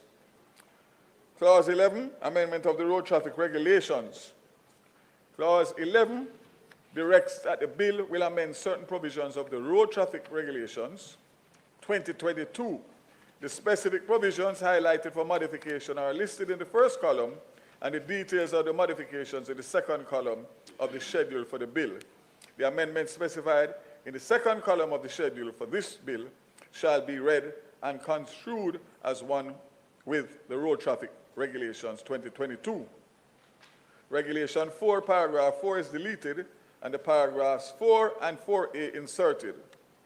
The new paragraph 4 provides that a certificate of fitness that is A, granted for new commercial carriers, public passenger vehicles, and trailers should be valid for a period of 3 years.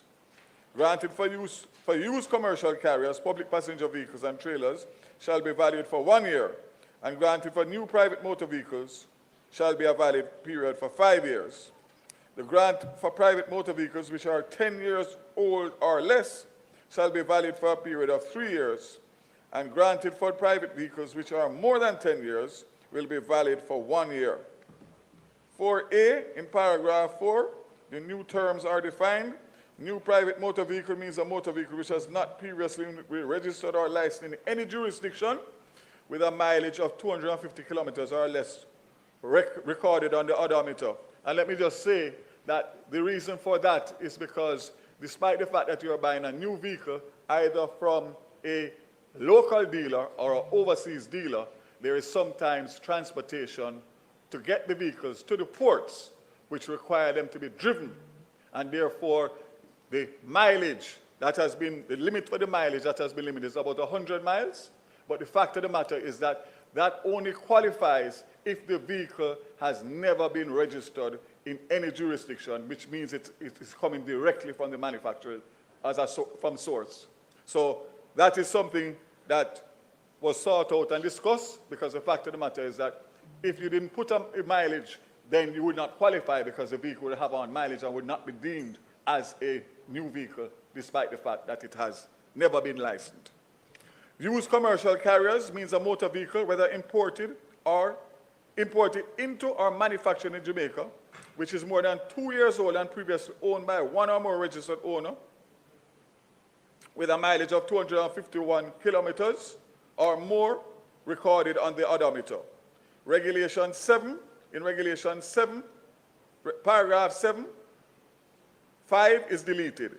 In paragraph 6, the word license certificate is to be deleted and replaced with registration certificate. In regulation 8, subparagraph 2M, which requires a number assigned to the licensed vehicle to be entered in the motor vehicle register, is deleted. Regulation 9, first time application for licensing, paragraphs 3, 4, and 5 are to be deleted and new provisions are inserted. To enable the authority, issue to the owner of the motor vehicle the registration certificate pursuant to application for licensing.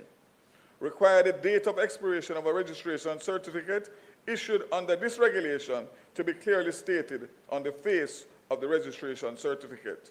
And to make a registration certificate issued under this regulation is valid for a period of 24 months, 12 months, or 6 months, as the case may be, from the date on which it is issued. Regulation 10, renewal of licensing. In paragraph 1B, license certificate is to be deleted and replaced with a registration certificate. A new paragraph 2 will be incorporated to provide that. Where the authority is satisfied with that the motor vehicle meets the requirements for renewal of registration certificate, the authority shall issue the owner of the motor vehicle a new registration certificate in the form set out as Form B1 in Part A of the 3rd schedule. Paragraph 4 will then be deleted. For Regulation 10, in paragraph 1B, license certificate is to be deleted and replaced with registration certificate. Delete paragraph 2 and substitute, therefore, the following.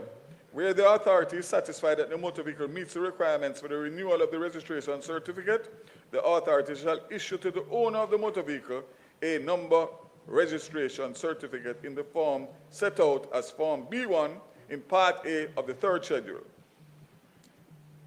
Number 3, delete paragraph 4. Regulation 11 will require the owner or driver of a motor vehicle, as the case may be, shall make available for inspection upon request by a constable or an officer authorized by the ITA the insurance certificate or cover note. The driver of a motor vehicle bearing demonstration plates is to make available for inspection upon request by a constable or an officer authorized by the ITA the receipt of the annual fees associated with the demonstration plates and the fleet insurance certificate of the dealer. There will be changes to the demonstration plates, which are being discussed at the National Security Council, and those will be announced in due course. That will be the new regulations for demonstration plates for new and used car dealers. Regulation 12 will be amended to provide that the owner of a driver of a motor vehicle that is registered and licensed shall ensure the registration plates are affixed to the front and back of the motor vehicle so that the characters on the registration plates are upright and in a conspicuous position and are clearly visible from a distance of at least 20 meters.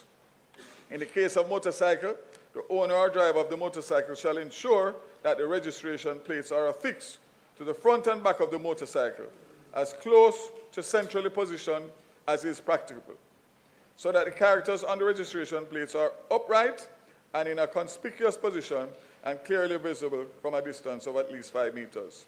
In the case of a truck or a trailer, the owner or person in charge of the truck or trailer shall ensure that the registration plates are affixed to the truck on the front and rear thereof, and in the case of the trailer, at the rear only on the vehicle, so that the characters of the registration plates are upright and in a conspicuous position and are clearly visible for a distance of at least 20 meters. A person is prohibited from covering a registration plate or otherwise placing anything over or on such registration plate which obscures the characters of the registration plate or otherwise obscures a registration plate. Under section 15, in paragraph 1 and 3, license certificate is to be deleted and replaced with registration certificate. Regarding regulation 17, in paragraph 1, the words license certificate will be deleted and substituted with the words registration certificate, and the word original will also be deleted. In paragraph 2, the words license certificate, wherever they occur, will be deleted and substituted in each case with the words registration certificate. At subparagraph 6, the word original will be deleted. At regulation 18, paragraph 1, is amended in the following manner. A, to delete the words license certificate wherever they occur and substitute in each case with the words registration certificate and delete the words license decal where they occur. Section 20, the marginal note is updated to delete the words license decal, the words license certificate wherever they occur, and substituted in each case with the words registration certificate. Paragraph 2 and the marginal notes are deleted. In Regulation 22, paragraph 1 is reformulated to state that where the owner of a motor vehicle desires to transfer the ownership of that vehicle, the owner shall endorse the certificate of title in the presence of an officer of the authority and shall make available to the transferee the certificates of title, certificate of fitness, and registration certificate in respect of the vehicle, and the transferee shall apply to the authority for a certificate of title in the form set out as Form MV01 in part of the third schedule. In paragraph 3, the words license certificate wherever they occur and substitute, therefore, in each case, the words registration certificate. Regulation 23, this provision is amended so that the words license certificate are to be deleted wherever they occur and replaced with the words registration certificate. In paragraph 2, the words license issued will be substituted with words registration certificate issued. Regulation 24, in paragraph 1, the words license certificate wherever they appear will be replaced in each case with the words registration certificate. Regulation 25, in paragraph 1, the words license certificate will be substituted with the words registration certificate. Regulation 26 will be updated to, among other things, to require, in relation to motor vehicle licensing, a registration certificate in accordance with Form B1 in Part A of the third schedule. Reference to license decal will be deleted and the words license certificate will replace the registration certificate. At Regulation 77F, the words a license decal is to be deleted. Regulation 98 in paragraph 2, delete the words license decal will be deleted. The third schedule is updated as follows. 1, in Part A, delete the heading to Form B1 and substitute, therefore, the heading Motor Vehicle Registration Certificate. In Part A, delete Form B2. In item 7 of Part B, the words license certificate will be substituted with the words registration certificate. In item 8 of Part B, the words decal will be deleted. The fifth schedule will be updated to reflect, in part, the first column in relation to the offense numbered under Regulation 18.2, and the deletion of the words license certificate to be substituted with the words registration certificate, and B, the words license decal. Mr. Speaker, this bill represents a portion of a comprehensive set of matters under consideration for revision of the Road Traffic Act and regulations. The bill represents one element of the steps being taken by the government to improve efficiency, not only with respect to the road matters, but also road traffic and safety generally. I therefore seek the approval of the House for these amendments.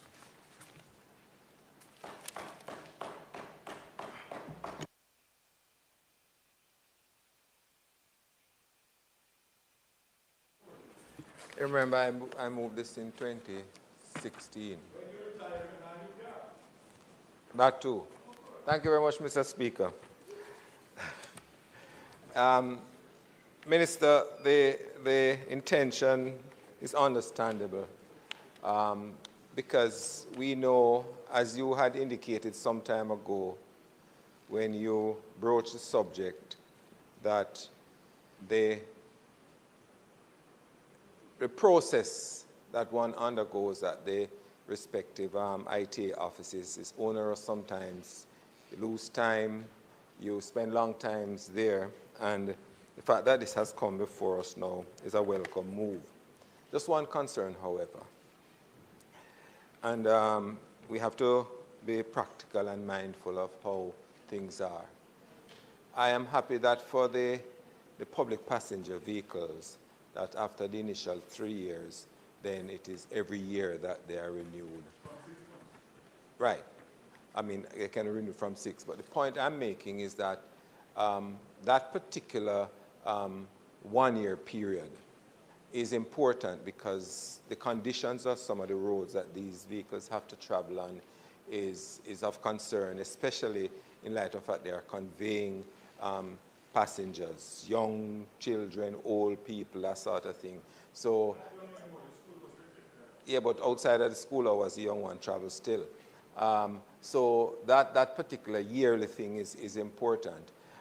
My concern, though, is the initial 5 years for the new motor vehicles, and my concern borders on the concern about the public passenger vehicles as well, the 1-year thing.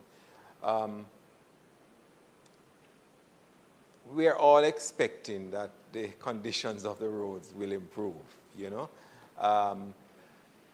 So it is a touch and go in terms of my thinking how that will operate. Just one minor concern as well is, and I know there is provision, but just trying to think back, in the case of an accident which might not necessarily be major, but would possibly have some impact on the front end of the vehicle, how do we negotiate in this particular instance, the process of fitness?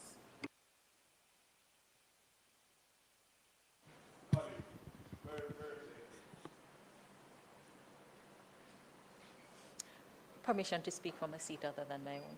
Mr. Speaker, I rise briefly to support the bill and really to just express commendation. The bill offers, when put into law, offers an advantage without any disadvantage, an advantage of efficiency and just sheer convenience. The new registration time frame will really save a lot of motorists a lot of time. And the new provision in respect of the certificate of fitness for a new vehicle makes so much sense. I just cannot understand why we didn't have it in place before. And I just want to say to every member of the motoring public that the bill is really making life easier for your registration and your fitness of certificate.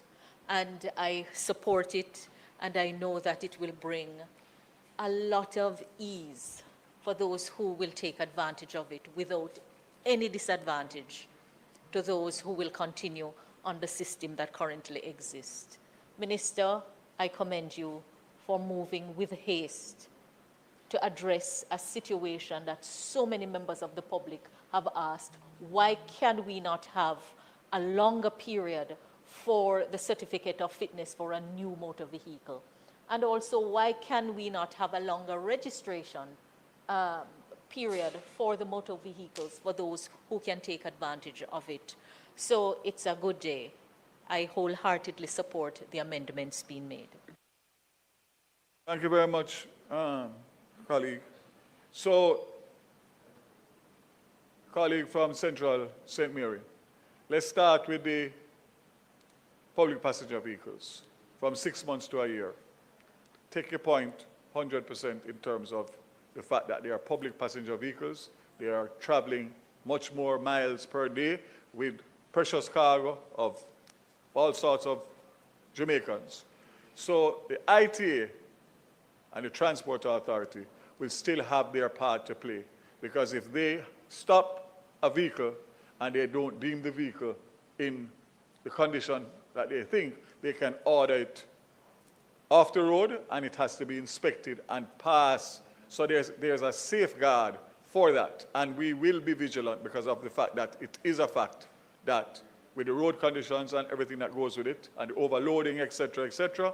So you can rest assured that that has been something that has been thought out. So let's go to the new cars. 5 years for certificate of fitness, despite the fact that currently everything is every year. So basically, you're still going to pay the yearly fee for one time that will last you for the 5 years. So you will not be asked to pay for 5 years one time. And the reason for that is very simple. You are only getting a service once.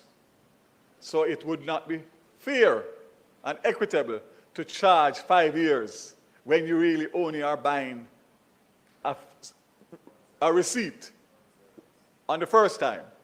So I know that my colleague, Minister of Finance, I see her holding her head there. She's not very happy about that, but so may it be.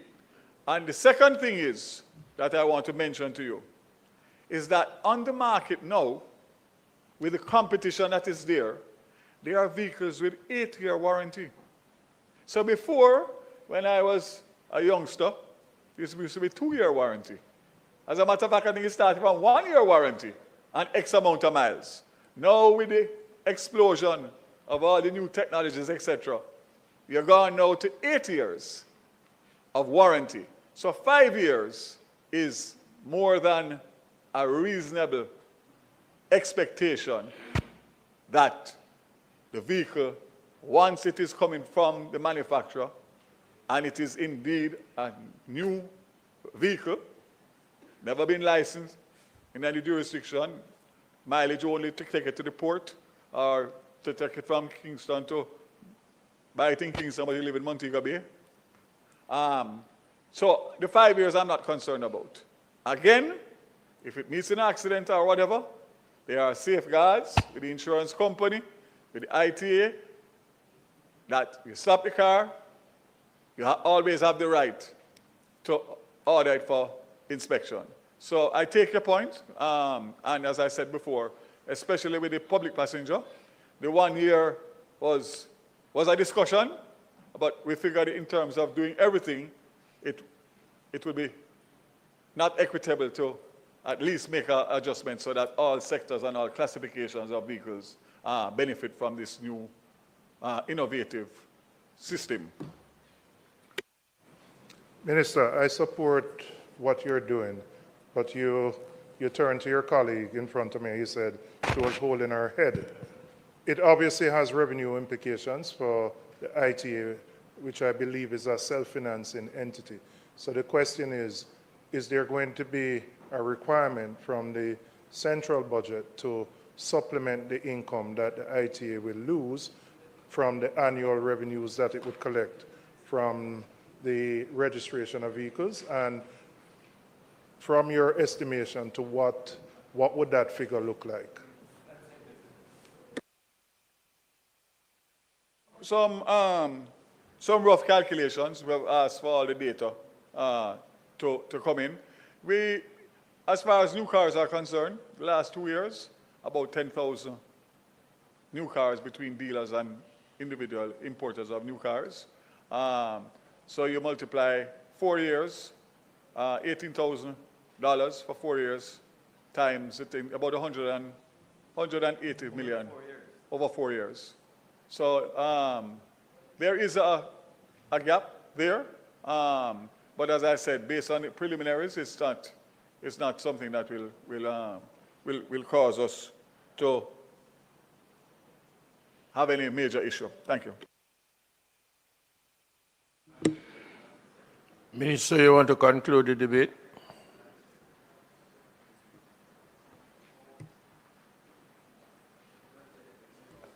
Now, as a second reading, Mr. Speaker, and thank you, my colleagues, for their patience and time. The question is that the bill be read a second time. Those in favor? Those against? The ayes have it. A bill entitled An Act to Amend the Road Traffic Act to create a new period of validity for fitness and registration certificates of motor vehicles to facilitate the use of electronic fitness and registration certificates for motor vehicles and for connected matters read a second time. The House will now resolve itself into a committee of the whole House to consider the bill clause by clause.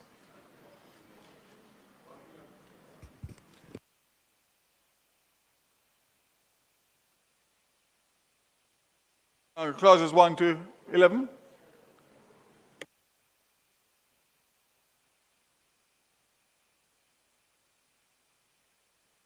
The question is that the question is that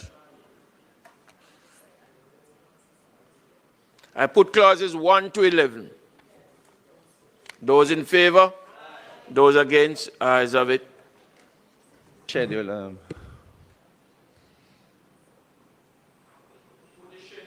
Yeah.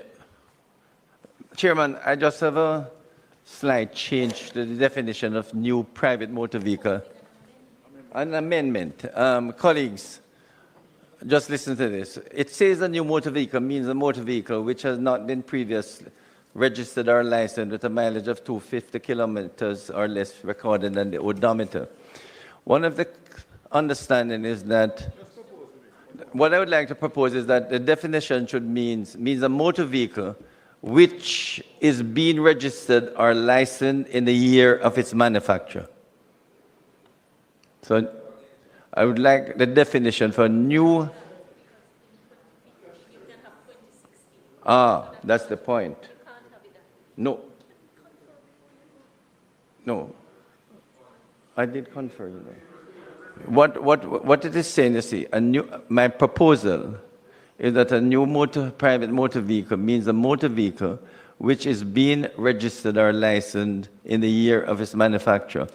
And the basis. If motor vehicles sometimes come out a year before, so if that definition will cause a problem, if in 2025 you can have a 2026 model and it is being registered in 2025, so that alone would make that definition problematic. 5 vehicle registered is the 2026. You call it 2026, but it is registered in the year of its manufacture, 2025. No. Chairman, I don't see any problems with the previous definition. I think the definition as proposed will lead to a lot of confusion, as the minister rightfully pointed out. So I believe the definition that was there earlier is totally fine. Yes, Mr. Chairman. Mr. Chairman, and if I might add to that, there are motor vehicles that would come into the island on 2024, and it is a 2025 model. And you register it in December 2024. So that would also create a problem.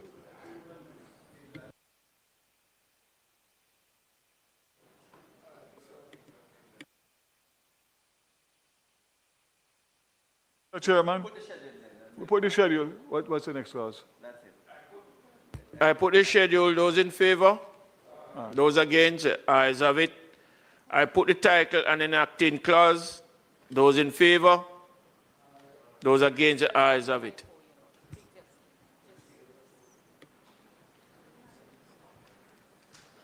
The question is that I do report the bill as having passed committee stage without any amendment. Those in favor?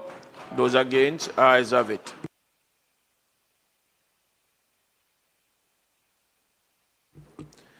I do report the bill as having passed committee stage without any amendment. Minister.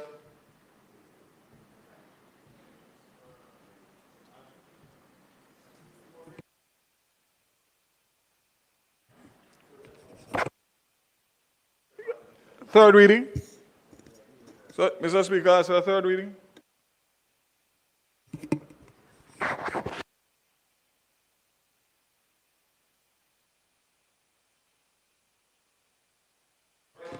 The question is that the bill be read a third time. Those in favor? Those against? An act to amend the Road Traffic Act to create a new period of validity for fitness and registration certificates of motor vehicles to facilitate the use of electronic fitness and registration certificates for motor vehicles and for connected matters read a third time and passed.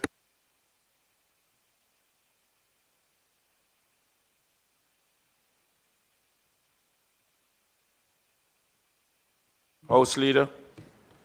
Mr. Speaker, I beg to move for the recommittal of announcements, reports from committees, and notices of motions given orally to facilitate the PAC's report and subsequent debate of the first supplementary estimate, PAAC. May it please you, Mr. Speaker. Announcements. Also laid on the table of the House is the report of the Public Administration and Appropriations Committee on its deliberations on the first supplementary estimates of expenditure for the financial year ending March 31, 2026. Reports from committees. Thank you, Mr. Speaker. Mr. Speaker, I beg to lay on the table of the House of Representatives a copy of the reports of the Public Administration and Appropriation Committee and its deliberations on the first supplementary estimates for the financial year 2025-2026. Notices of motion given orally. Mr. Speaker, I beg to give notice that at the next meeting of the House, I will move for the following motions. Be it resolved that the report of the Public Administration and Appropriation Committee on its deliberations on the first supplementary estimates for the financial year 2025-2026, which was laid on the table of the House on the first day of July 2025, be adopted.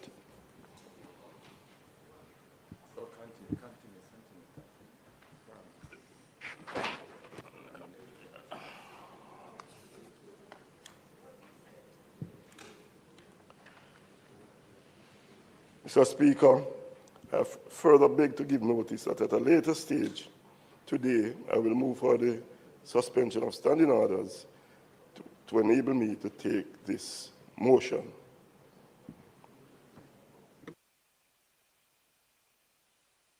Public business.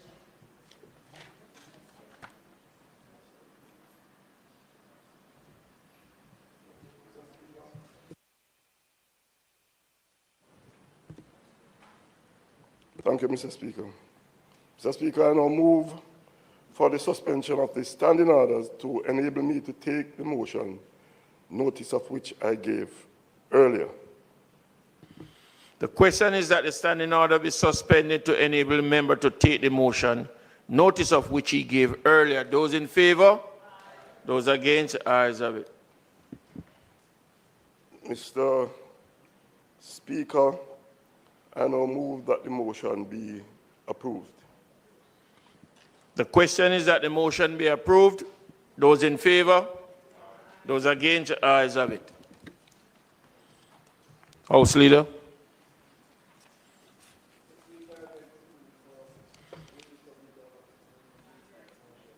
Orally, please, Mike. Mr. Speaker, I beg to move for the recommittal of the item notices of motions given orally. Notices of motion given orally.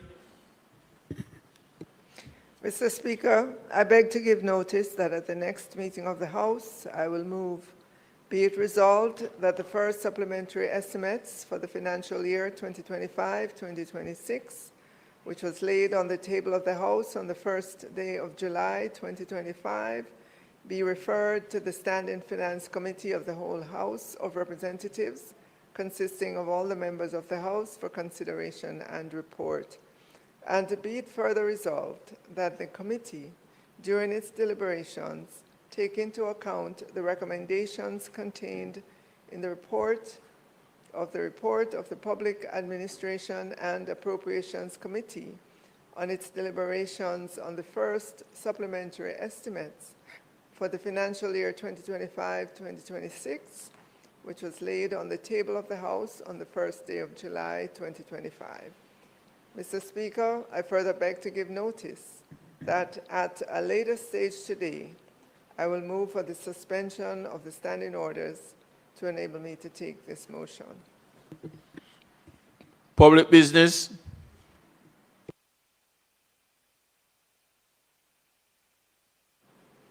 Mr. Speaker, I now move for the suspension of the standing orders to enable me to take the motion, notice of which I gave earlier. The question is that the standing order be suspended to enable the minister to take the motion, notice of which he gave earlier. Those in favor? Those against? The ayes have it.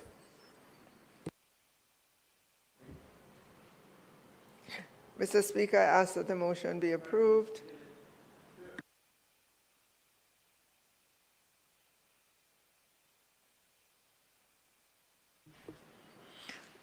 The question is that the motion be approved. Those in favor? Those against? The ayes have it. House Leader.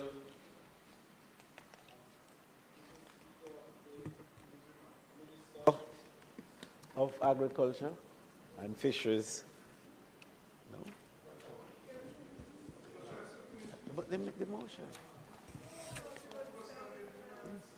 This is where we are. Yes. This is where we are. Yes. Mr. Speaker, I beg for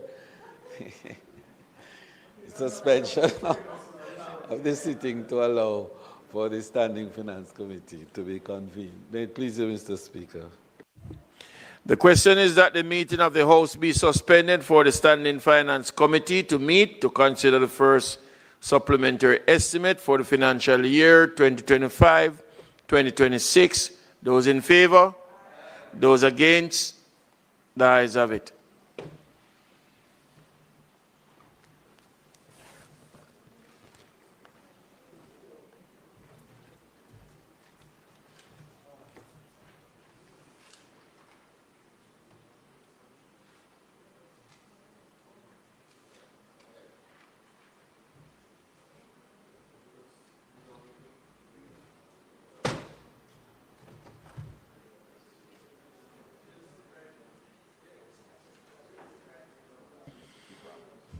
At this time, the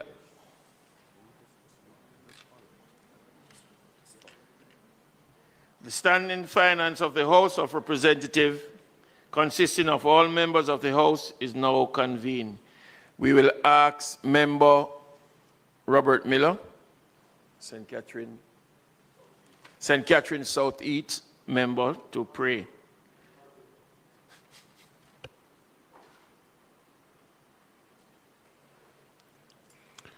Father, we give thee thanks and praises for everything that you have done. We ask that you'll be with us as we deliberate to provide for your people.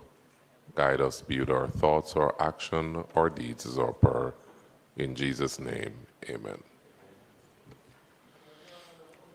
Members, you would have remembered that on the first day of July 2025, the House of Representatives by resolution referred the first supplementary estimates for the financial year 2025-2026 to the Public Administration and Appropriations Committee of the House for consideration and report. The committee's report, along with the first supplementary estimate for the financial year 2025-2026, are now before us for our consideration and report. This committee is now ready to start its deliberations, and I ask the House Leader to inform us how we will proceed. Mr. Chairman, the Minister of Finance will lead the discussions and no doubt will make her opening remark, and it will be followed by a response from the opposition spokesman on finance. Thereafter, we will take the bill in its full. May it please you. Mr. Speaker, the first supplementary estimate 2025-2026 is being presented today to facilitate the following: the allocation of a total of $58.1 billion to ministries, departments, and agencies, comprising of $55.6 billion to cover the cost of additional salaries and allowances arising from agreements between the government and public sector unions, staff associations during fiscal year 2024-25. Some of these payments were already allocated to MDAs. This supplementary also takes into consideration the $1.1 billion for the 3% subsidy on residential electricity usage as expenditure in the central government expenditure budget, and $1.4 billion for the acquisition of 110 buses for the rural school bus service. This supplementary also facilitates the transfer of $35.3 billion from the contingencies allocation under the head 20,000 Ministry of Finance and the Public Service to assist in financing the additional expenditure of the MDAs and the reprioritization of expenditure totaling $12.3 billion within the 2025-26 approved budget to assist in financing the additional spending of the MDAs. Mr. Speaker, of the amounts mentioned, approximately $48.1 billion of the commitments is accounted for under the spending category compensation of employees and includes $23.6 billion advancement along the substantive salary bands for eligible central government employees with effect from April 1, 2025 under agreement reached with the Jamaica Confederation of Trade Unions, JCTU. It is called in the the employees general, the central government employees refer to it as movement along the salary band. And it's also called the increments, and the workers will be getting anywhere from 1 to 3 increments. There's also in this, Mr. Speaker, $16.3 billion for extra hours worked, and that's arrears and new rates payable for employees who perform approved hours of work beyond their scheduled weekly work time with effect from August 1, 2024. Of this $16.3 billion being requested, approximately $5.8 billion relates to the Ministry of Health and Wellness, including the Bellevue Hospital. $2.5 billion represents new rate only for the fire brigade under the Ministry of Local Government, and $5.3 billion for the police department based on current levels of spending. There's also $5.6 billion of salary arrears. $3.6 billion of that was due to the medical consultants. And as I said earlier on, some of these have already been paid. $195 million to paramedics and psychiatric nurse aides, and $1.7 billion to correctional officers. There's also $2.3 billion for uniform allowance, and that includes arrears and new rate payable under the new uniform policy and applicable with effect from April 1, 2024 to all public sector employees who are required to be uniformed as determined by the ministry's department, agencies, and public bodies. And these employees will be assigned to one of 4 categories with allowances ranging from $135,000 to $145,000 per year. There's also $2.3 billion going to the Ministry of Health and Wellness, and it is noted that the Ministry of Health and Wellness employees who are entitled to uniform allowance account for 12 of the 16 groups that make up the 2 largest categories of employees covered by the union policy. Additionally, Mr. Speaker, there's another $10 billion that has been allocated. 4.7 of that goes to UHWI, of which 2.8 billion relates to arrears and new rates for medical consultants. Again, some of this has already been paid. $1.1 billion for arrears and new rates for extra hours worked, $625 million for salary advancement, and $136 million for arrears and new rates for uniforms. UTEC, $1.4 billion, representing the second tranche payment under the parity agreement that implemented new salary arrangements at the institution. This sum has already been advanced to UTEC through the budget of the Ministry of Education and is to be assigned as expenditure in the supplementary estimates. There are other commitments I mentioned earlier, the 1.145 billion subsidy on residential electricity. This was initially intended to be deducted from the GCT payments due from JPS. However, that way of doing it is not possible. Therefore, we had to do it. We have to ask JPS to make the full payment of GCT, and then through the expenditure, reimburse them for the subsidy. And then, of course, the $1.4 billion acquisition of the 110 buses for the rural school bus service, and this was based on cabinet decision dated June 2, 2025. And you know, Mr. Speaker, that those buses are coming. Many of them are here already, and more are on the way. There's also 534 million mileage and taxi allowance, and that is for arrears and new rates based on agreement reached in fiscal 2024-25. So those are the some of the major numbers in the supplementary. There will be a redirection of funds in order to continue to have the balanced budget for this supplementary. Thank you, Mr. Speaker. Minister, I just have a couple of questions. I'm going to deal with the first set. Can you state whether all categories of public sector workers who were entitled to receive what I would call the increments, the 3 years of increments, whether they were actually paid by the end of June? That's the first question. And if they were paid, whether they were paid in full. Secondly, could you state which categories of public sector workers were not entitled to receive the 3 years of increments? I do know that persons who would have been acting in positions or not in their substantive positions would not have been entitled. But are there other categories of public sector workers who were not entitled to receive this, and whether those categories were communicated to and with?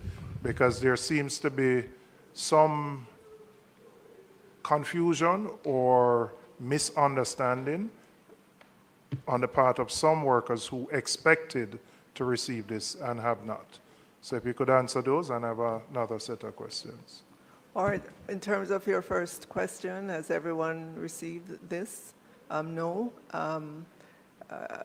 Because various ministries are at different points in terms of the information that is required to be submitted to the Ministry of Finance and the Public Services. So to the extent that a ministry has completed that exercise and funds have been allocated, you know, they would then proceed to pay.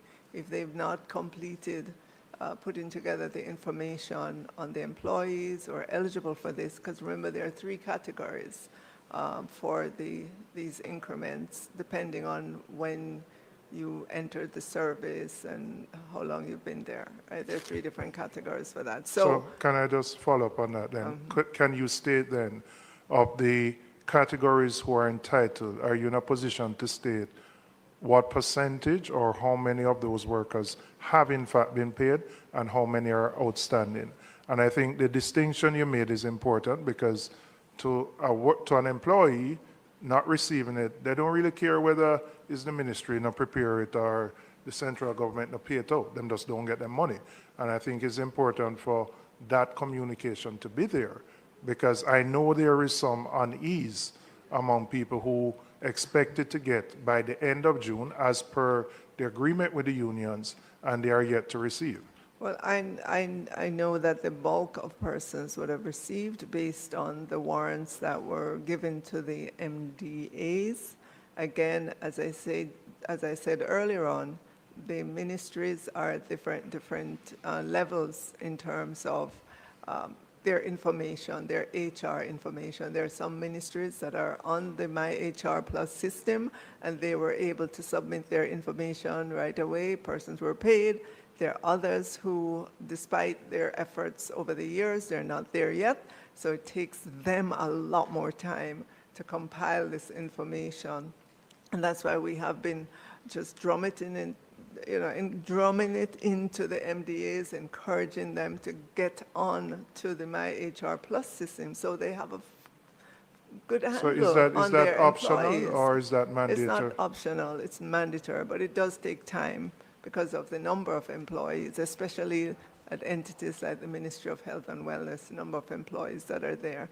I can tell you that at the Ministry of Education, having been there and spent the last 4 years working with them to get onto that system, they were able to produce their information, and I haven't heard that there's an issue at that entity. But we're working with the other ministries to have them understand how important this is for them to have their data in the format where they can easily generate reports and manipulate that data so that in moments like this, when you have to make big payments to many employees, it is seamless.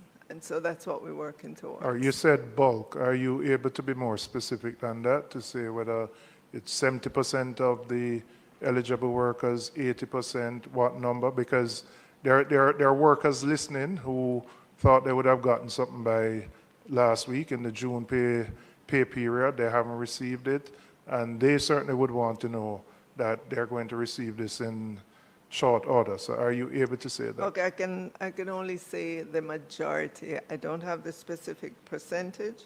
I can only say the majority of persons. All right, can you say the categories that were not entitled to receive this increment? Contract officers for one. Those that are not aligned to the relevant scales are not eligible to receive, and there may be others, but that's the one that comes to mind. So you can state that for those employees who are yet to receive it, the issue here is that their respective MDA has not submitted the information for payment to be made. They may be in the process of, there may be any number of issues associated with it, but we have ensured that the funds are available. They're there and will be allocated once we get the correct information. So would you be in a position to give a timeline as an outer limit on which all those outstanding payments would be made?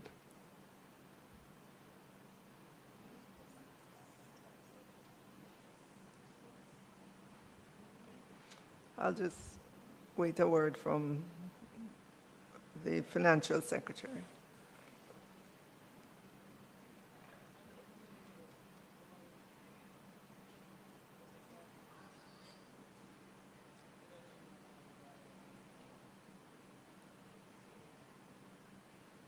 All right, so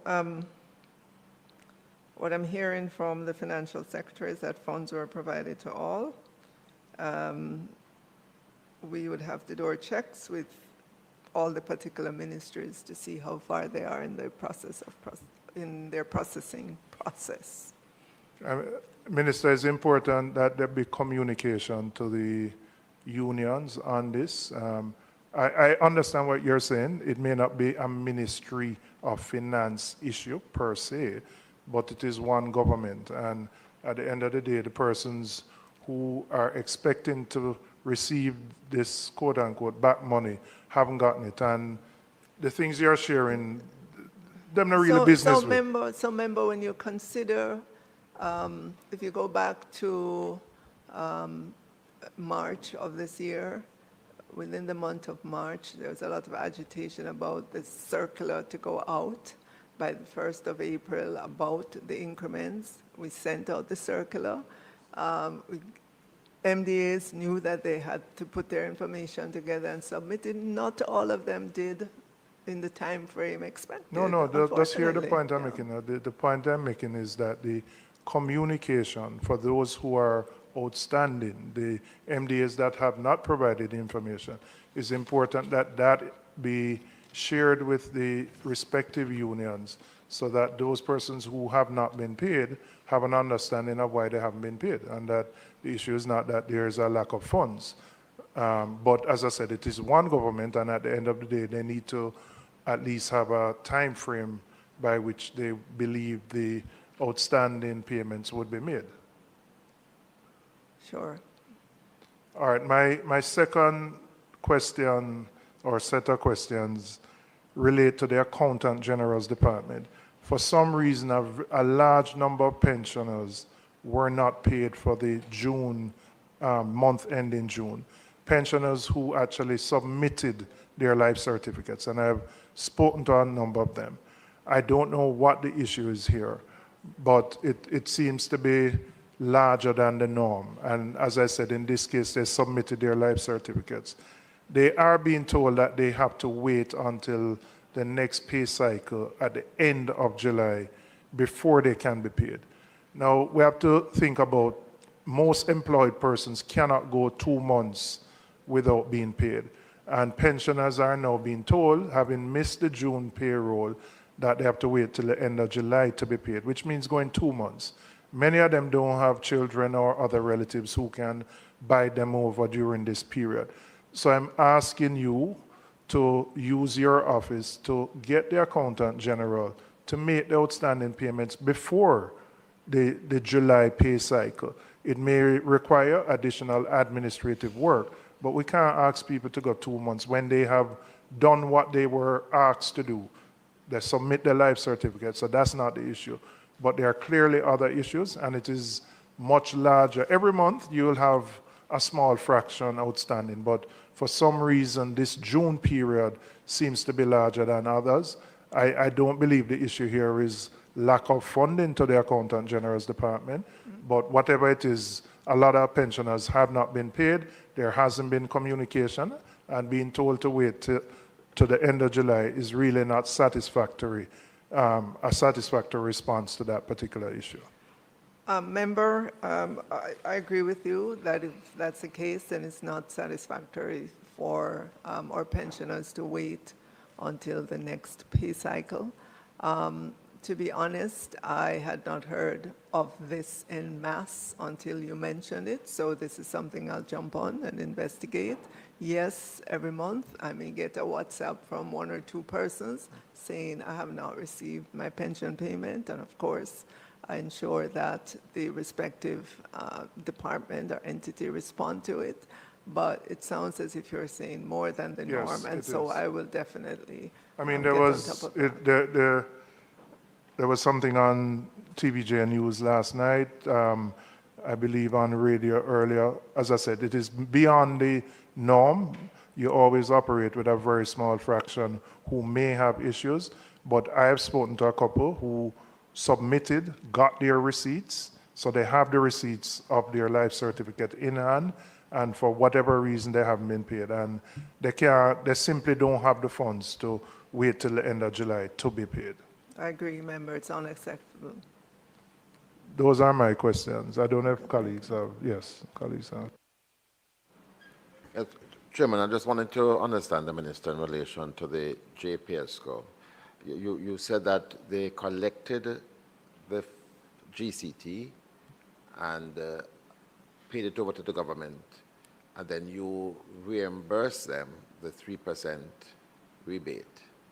So where would the consumer fit in this? Because would JPS have collected from them this 7% in their bills? Because I thought what would have occurred is that as of the 1st of May, they would be getting a 3% benefit rather than being taxed the 7% GCT.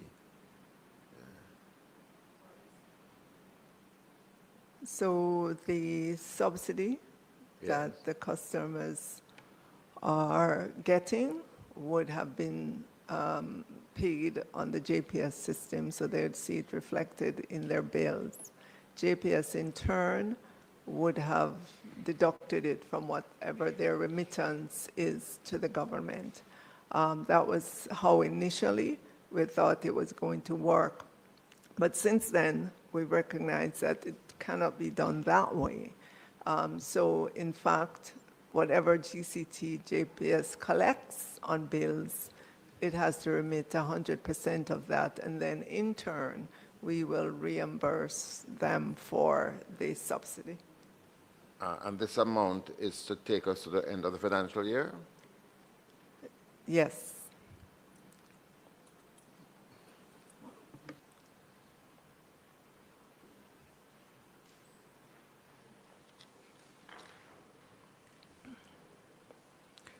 So, Mr. Speaker, the amendments to the first supplementary estimates for the financial year 2025-26. Minister, stop. What is it? There is no amendment. Okay. Sorry. Oh, sorry.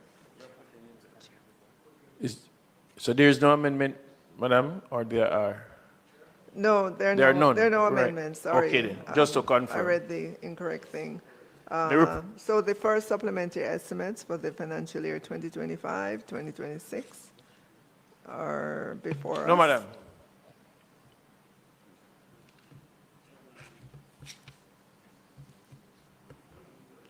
The report of the Standing Finance Committee of the whole House of Representatives, consisting of all members of the House on the first supplementary estimates for the financial year 2025-2026, is before me.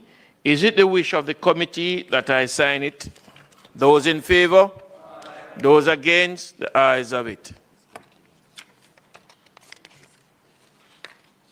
Let's sign it first.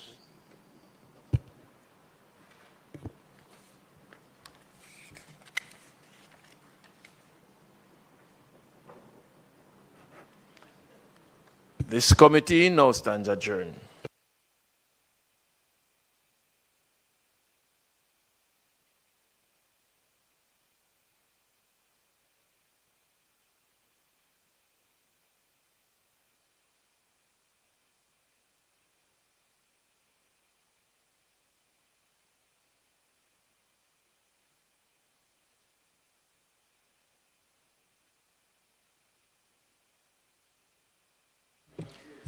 This honorable House now resume its sitting. House Leader. Just before I seek the recommittal of the items, announcement, reports from committees, and notices of motion, the time being 7:18 and closing in on 7:20, I beg to move that the House be allowed to meet after 7:30. May it please you, Mr. Speaker. The question is that the time being 7:20, almost 7:20 p.m., I put that the House be allowed to sit beyond 7:30 p.m. to complete the business of the day. Those in favor? Those against? The ayes have it. Business of the House continues. I beg for the recommittal of the items, announcements, reports from committees, and notices of motions given orally. Announcements. Also laid on the table of the House is the report of the Standing Finance Committee of the House of Representatives, consisting of all members of the House, on the first supplementary estimates for the financial year 2025-2026. Report from committees. Mr. Speaker, I beg to lay on the table of the House a copy of the report of the Standing Finance Committee of the whole House of Representatives, consisting of all members of the House on the first supplementary estimates for the financial year 2025-2026. Notices of motion given orally.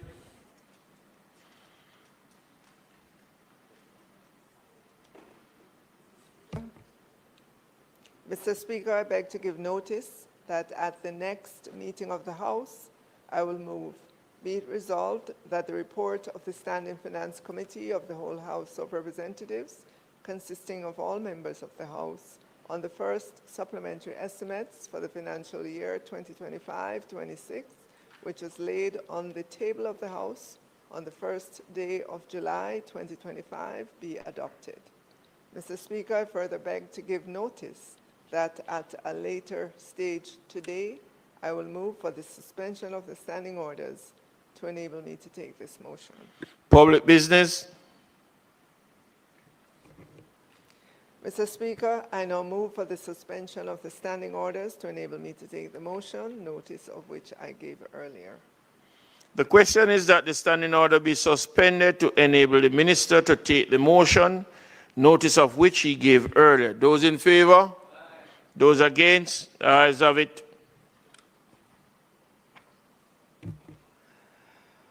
Mr. Speaker, I ask that the motion be approved. The question is that the motion be approved. Those in favor? Those against? The ayes have it.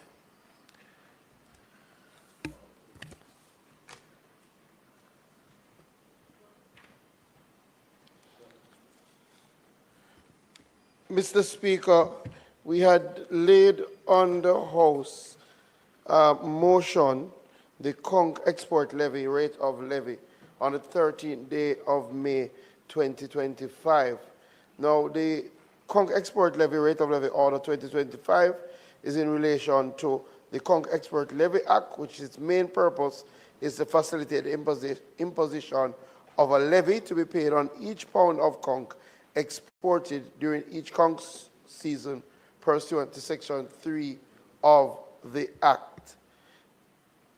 This Honourable House will recall that the levy which was imposed last year for the 2024 conch season was at the rate of 50 cents in the currency of the United States of America, or its Jamaican equivalent per pound of conch exported. I have decided not to increase the rate of levy at this time.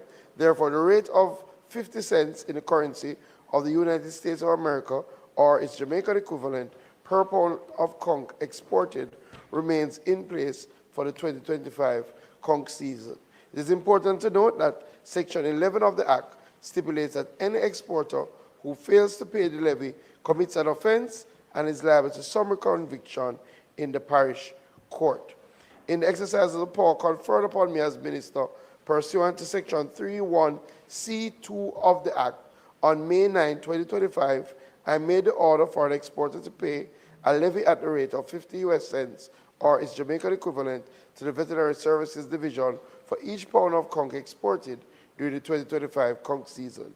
The object of the order pursuant to Section 3 of the Act is to legally require a person who proposes to export or who exports conch to pay to the Veterinary Services Division a levy of 50 cents in the currency of the United States of America, or the equivalent in Jamaican currency for each pound of conch exported during the 2025 conch fishing season.